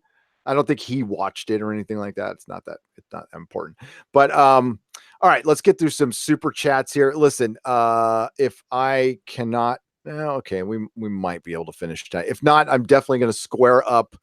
I'm going to go live tomorrow at noon for the Nerdrotic Nooner usually, and I can square up there, but I will do my very best to get this done, but I can't go for much longer. KZ Bay, $2. Finally, no more white spray paint used as snow. That's true. Yeah, they use some snow. Felipe Abrigo, 2,500 CLPs. I kind of liked it, maybe because my expectations were really, really low. If this episode was built up to, no, I still wouldn't like it. It was boring. It was really boring. Stephen Wackel, Australian $5. Thought Bran may do something this season and warg into a dragon to find out where he is. Nope. All hail Cripple King. Yep. And yeah, subverted expectations will be used again, and that is used as an excuse. It's used as a cop-out. It's used to save money. I'll say again, the biggest factors in this were Star Wars ruined Game of Thrones. It did. Mhm. That deal effed the show, and HBO getting cheap. Its parent company getting cheap for whatever. They were in the middle of a buyout, and maybe that had something to do with it. Short-minded, short-sighted, stupid reasons, and they're going to pay the price. This is the legacy. I mean, you really think they were cheap in it? That HBO went cheap on the budget? They said it was too much money and too hard to pet Ghost, and they figured they did it once in the season. Why do it twice? It's little details that used to make the show special. Yeah, little things like Ned Stark taking time to read a book and getting into the investigation of, listen, Gendry's identity that caused so much shit had a better payoff, with all the little bastard babies being killed and stuff. They used to really set things up. I was talking to Mueller about this. The Boltons, we had 3 seasons to build them up as a villain. Ramsay was a fleshed out, horrid villain. And then, unfortunately, Roose ended up living past season 5, and they killed him horribly. And just that's when you could see the signs. I liked season 6, I did, but how they killed Rickon and Shaggy Dog,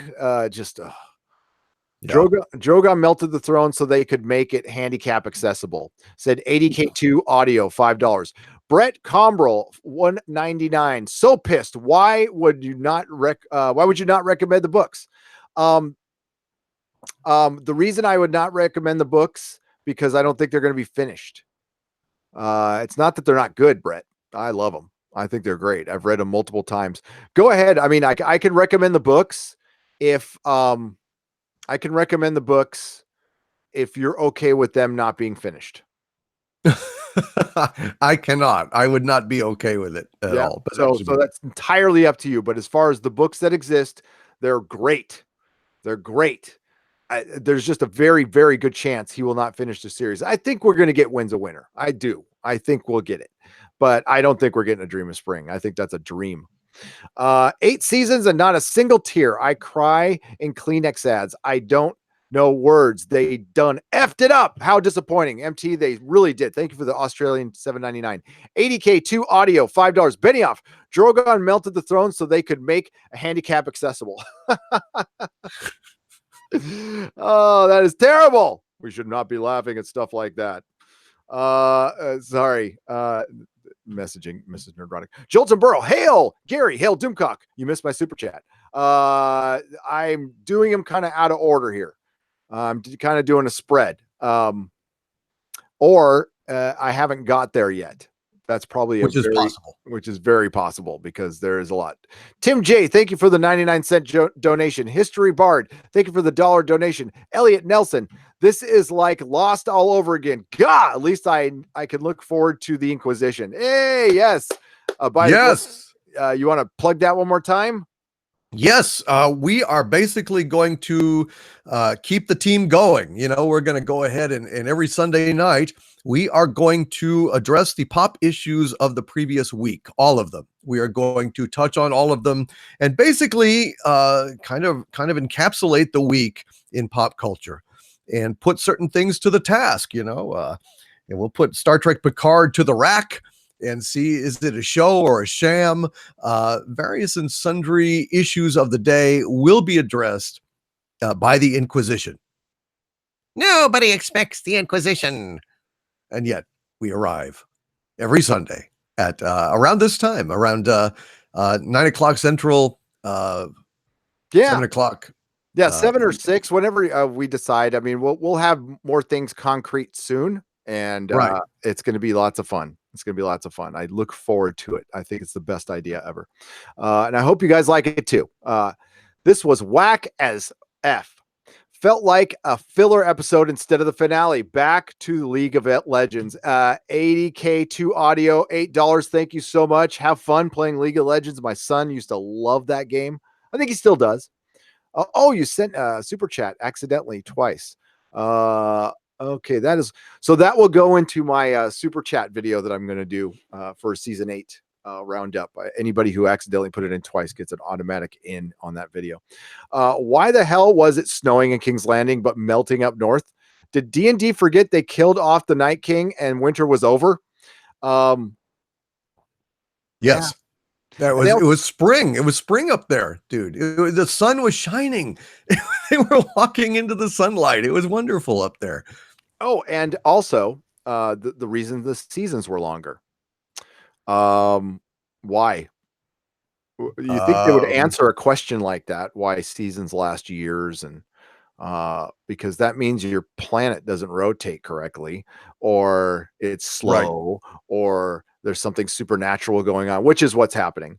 And yeah, either that or they're in like an elliptical orbit. I believe was the idea that George R.R. Martin said at one point, that it's an elliptical orbit. So when it's at the far end, it's going to be it's like a long oval, maybe. It's not so it's like, okay. There was also, which is weird. Anna said something about it going around, like doing a figure 8 around 2 stars, but it can't really do that. So yeah, there's got to be a reason for it, and he plans on answering it. And I thought that would be interesting. And the seasons weren't always that long, so I wonder if they're going to talk about, well, in the prequel, that yeah, could be magic. Could be magic. Hey, the children of the forest broke the arm of Dorne. There used to be a land bridge from Westeros to the Andals, where the Andals land. They broke that, supposedly.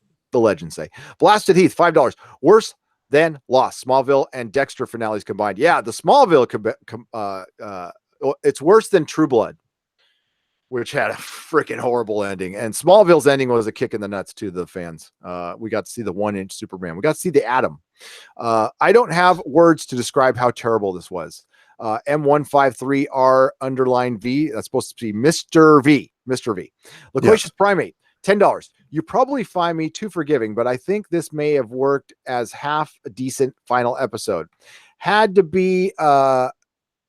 been 1 to 2 seasons showing Danny descending into madness and battling against the dead.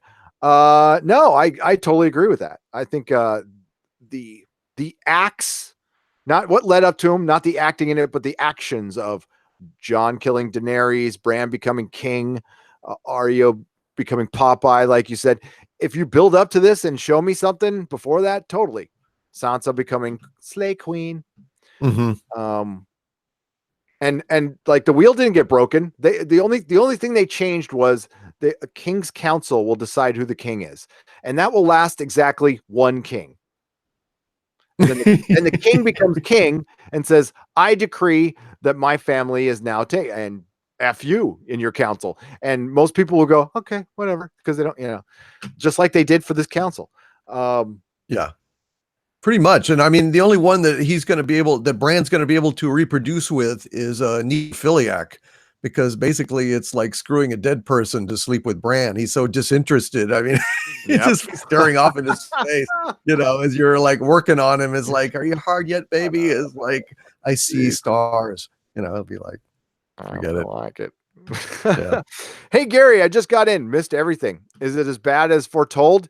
Can already see from my Reddit that it looks to be. Yeah, it's terrible. Reddit's on fire. It's great. Everybody's live streaming about it. Thank you for choosing us, by the way. We've had a pretty damn big crowd all night, so that is fantastic, and we'd love to see you again. Are Spaniards allowed in the Inquisition? Yes, Victor Jeckert. We actually we're a very inclusive Inquisition. Yes, absolutely. Yes, 100%. Oh yeah, we want to administer punishment to all the races, sexes, and genders. No discrimination at all. Big Vig 316 $2. Did someone say Spanish Inquisition? Nobody expects Nobody. That's what North American Vikinger says for $2. Did someone say Spanish Inquisition? Says Big Vig 316 TK. What I'll miss most about Game of Thrones season 8, these after show streams with much more entertainment than D&D's Horde of Writing. Well, guess what, TK? You probably gave that right before our announcement. We'll still be here. We're not. Oh, go on. No, go ahead. I was just, I'm sorry. I didn't mean to interrupt. I'm just, yes, we are absolutely going to be here, dude. And together and fighting the good fight to save pop culture and summarizing the week's events on Sunday nights. Yeah, I was just going to say, we're going to keep it going. So Frank, Canadian, $20. Hey, you ask and you shall receive. I just launched my epic fantasy novel on Indiegogo called Epochs of Eternity. It is set 1,000 years after the apocalypse and was inspired by Graham Hancock. Oh, please check it out if you like expectations verted. Frank, yeah, I'll check it out. Indiegogo, Epochs of Eternity. Please check it out. I am honestly going to check that out. I love the idea of like a fantasy world rising from like an advanced civilization, and they find some of that stuff. That'd be very interesting. God dang. Yeah, definitely. Graham Hancock's fantastic. Yep. And he's got a new book out. What a trash ending.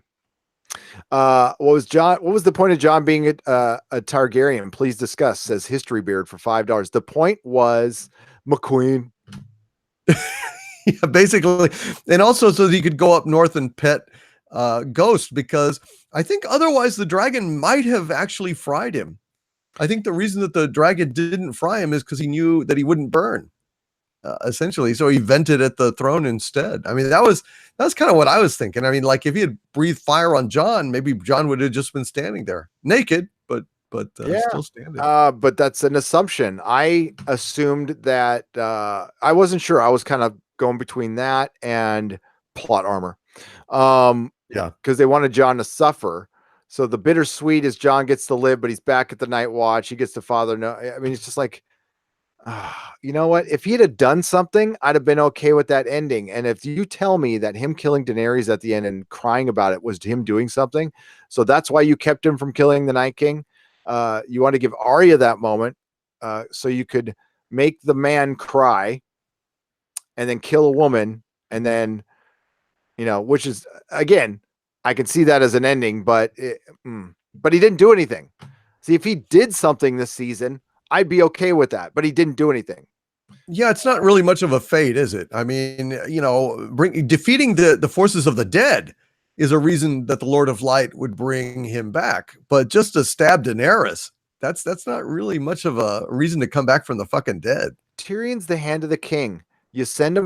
Sansa's the queen of the north, where the Night's Watch is. The 6 realms have no say over that anymore. Just let him be free. Send him out to Pentos. Give him a bunch of money. Yeah.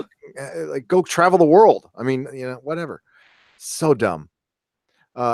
Ned Stark rolled in his grave 3 episodes ago. Think about it. H347H. Did you know that the one person that came out of the crypt was Meister Lewin? That was Meister Lewin who came out. Interesting. Bryce Brierly, $5. How long before we see an article on the Mary Sue complaining about Danny got fridged? It's I'm going to check right now. I'm pretty sure it was written beforehand because the already up, huh? There was so many people writing articles like they hadn't read the spoilers going, I predict that Bran will sit on the throne. I'm like, dude, yeah. Come on. I screen capped some of them. I'll try to find them. I was like, God, don't act like you didn't read the spoilers. Liars. There would have been no reason whatsoever to think that Bran would wind up on the goddamn throne. Just absolutely none. And then they did it in the most boring way possible, having Tyrion lecture while he's in chains, lecture the people that are basically sitting in judgment over him and propose Bran. And then they all say, yeah, because he like tells stories or something. Yep. Never heard him tell a story, actually. He just sits there and gazes into the distance.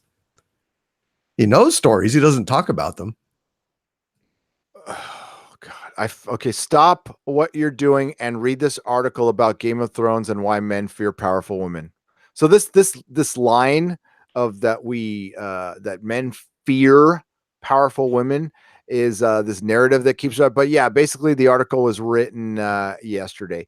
So nothing on that, her being fridge, but there is a dumber article from Mary Sue that says things we saw today. 1 million people signed a petition to remake Game of Thrones, have no idea how television works. So they're taking it literally. They think we actually literally think the season's going to get remade.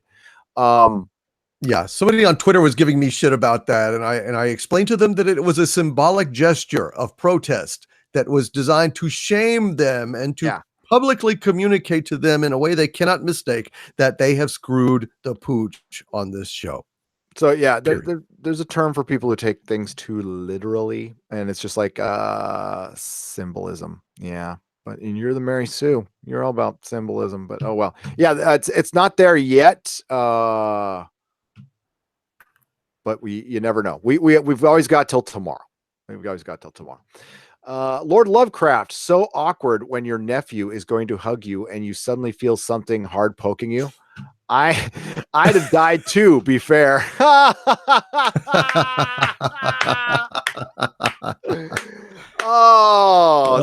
chat of the night goes to Lord Lovecraft, ladies and gentlemen.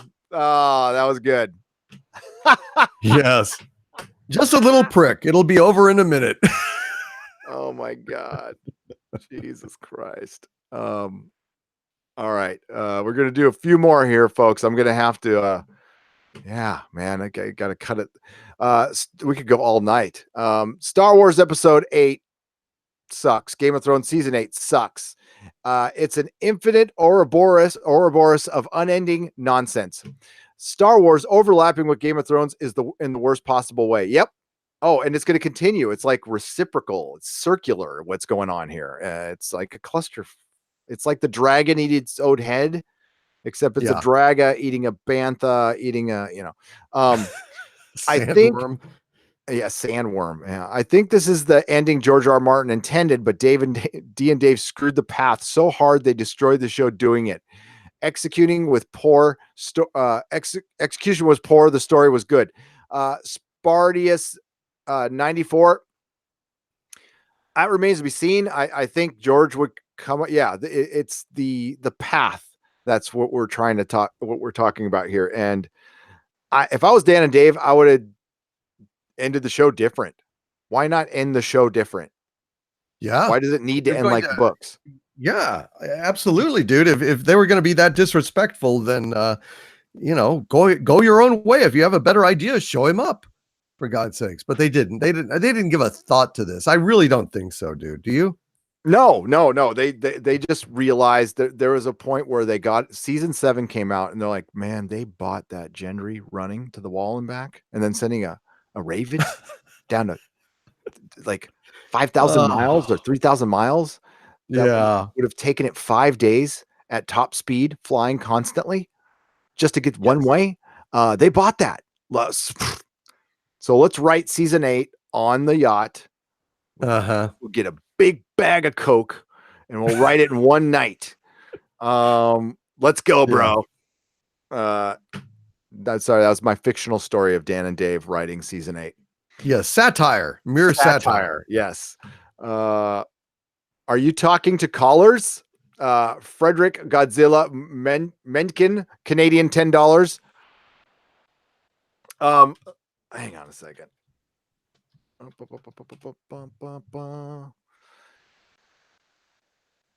Okay. Modern Vintage 31. Thank you for the 10 Canadian dollars, by the way, Frederick. Modern Vintage 31, $1.99. This made me want to gouge my eyes out. All you had to do was ask the mountain, and he would have done it for you. Oberyn got off easy, by the way. He really did. Season made no sense. Plot armor to bad writing. Tim Bull. $1.99. Yes, it was Bull, Tim. Matter R 678 $5. You should really watch and review The Last Kingdom on Netflix. Everybody's telling me that. Yeah, people have said that's really good, Gary. I'm going to check it out. Definitely. Frack, I'm going to go Frack HBO. I'm going to binge Space 1999 to recover. Leslie Russell, $1.99. Yes. I am actually going to fire up Lord of the Rings. Yep. I got some work to do, but I'm going to have it on in the background. Nice. I feel the ending would have worked given 2 or 3 more seasons. The thing with Arya really made no sense. She's never showed any interest in becoming Christopher Columbus all of a sudden. They took it from the books. They actually mentioned it in the books. I thought I kind of think Arya is going to die in the books, but that's me. Cody White, thank you for the $10. Jim, and yes, I think they extended. I think it's really obvious that Arya is going to die because they really extended out her stuff. I mean, I could be wrong, but she just was used. So was John. So I don't know. It might not be a good argument. Jim Samples, $5. Swear to God, once they activated the damn CERN, everything turned ass backwards. That's what I'm talking about. It was CERN. CERN we're in another dimension where where subverted expectations and little weenie bags rule Hollywood right now. But yeah. Yeah, a little topic for the exozone. Yep. Take my money and develop sliding tech, says Scott Williams. Okay, thank you. Well, we'll get on it. That was talking back the dimensional tech. Oh, absolutely. We're way behind. The Butcher, Canadian $2. Reason they chose Bran, he became his own throne. Oh my Lord, that's bad. All right. While I read some more super chats, I'm just gonna, since we don't have to worry about spoilers anymore, I'm gonna get the free folk going here. And I'll read a couple more. We're gonna go 5 more minutes. Then I gotta go. Unfortunately. Actually, you want to plug yourself, sir, right now? Oh, sure. Thank you, Gary. Please subscribe to Overlord, youtube.com/Overlord DVD. That is my YouTube channel. And I also have a Patreon, patreon.com/Doomcock and subscribestar.com/Doomcock. You will find hours and hours and hours of exclusive content on that Patreon page, including full-length movie commentaries. And we do live Discord meetings every month, several times a month, where everybody gets to talk. So we have a lot of fun, and we're building a real great community down there. So I hope that you guys will join us as well. Thank you, Gary. You are quite welcome. I was looking at a couple memes. Here's one with Brienne writing in the book. Jaime Lannister is the nastiest skank bitch I've ever met. Do not trust him. He's a fugly slut. That was funny. That was good. Boy, I hope Danny's war is going well. Meanwhile, Marine. Drogon appearing out of nowhere. That was a good scene. Drogon, him pointy, also pointy. You son of a bitch. Iron Throne gets melted, brings his own chair. Wait, that was preparation? That was an option. Gendry, when he finds out Arya's going west. Oh God. Oh my. Yeah, I got that look on Bran's face. Jesus. Oh my God. Who has a better story than Bran? To be continued. Oh, God damn. So are you telling me Jaime and Cersei could have stood 30 feet to the left and survived? That's what I was thinking. Exactly. Over here. Painful, painful. Laid good pipe, but hits and quits. Oh my God. Oh, geez. Oh yeah, little Timmy there. Oh boy. All I have to say is the pet that was promised. Yeah, that shot wasn't good. It was dumb. No, it was terrible. It was stupid. So much. Yeah, exactly. Until there comes another younger and more beautiful. Right. Literally everyone while watching Bran being voted for king. Yeah. Yeah. Jesus Christ. Mm. Oh boy. Oh my god. What, west of Westeros? Oh, yes. Yes. And we can, okay. So everybody, here, let me get to the chat here. I got to get to the bottom. So we're gonna have to end it here. I am so sorry, folks, but I many super chats and I still have some. I will read them all. There will be a square up tomorrow, 12 p.m. Pacific time, Nerdrotic Nooner. I will be back. We can talk about it more. Thank you again for joining me, Doomcock, and again. We'll be back next Sunday right here with the Inquisition. And there will be more Game of Thrones talk because The Last Watch is going to air and it's a documentary. And we'll see what gems Dan and Dave say in this one. Yeah, that'll be interesting. A bunch of crap that they will lay down trying to justify their ridiculous decisions. Some nobody says at Nerdrotic, 5 million HBO subs now. Losing 100K would be ruinous. Unsub from HBO for, I mean, like, it's just like signing the petition. Even I would say forever, but even if it's for like a month or something like that, it would send the message. It would truly send the message. It would just save you a few bucks, unless you watch. And honestly, you know, I don't know, maybe somebody watches a bunch of stuff there. I don't watch anything but Game of Thrones on HBO.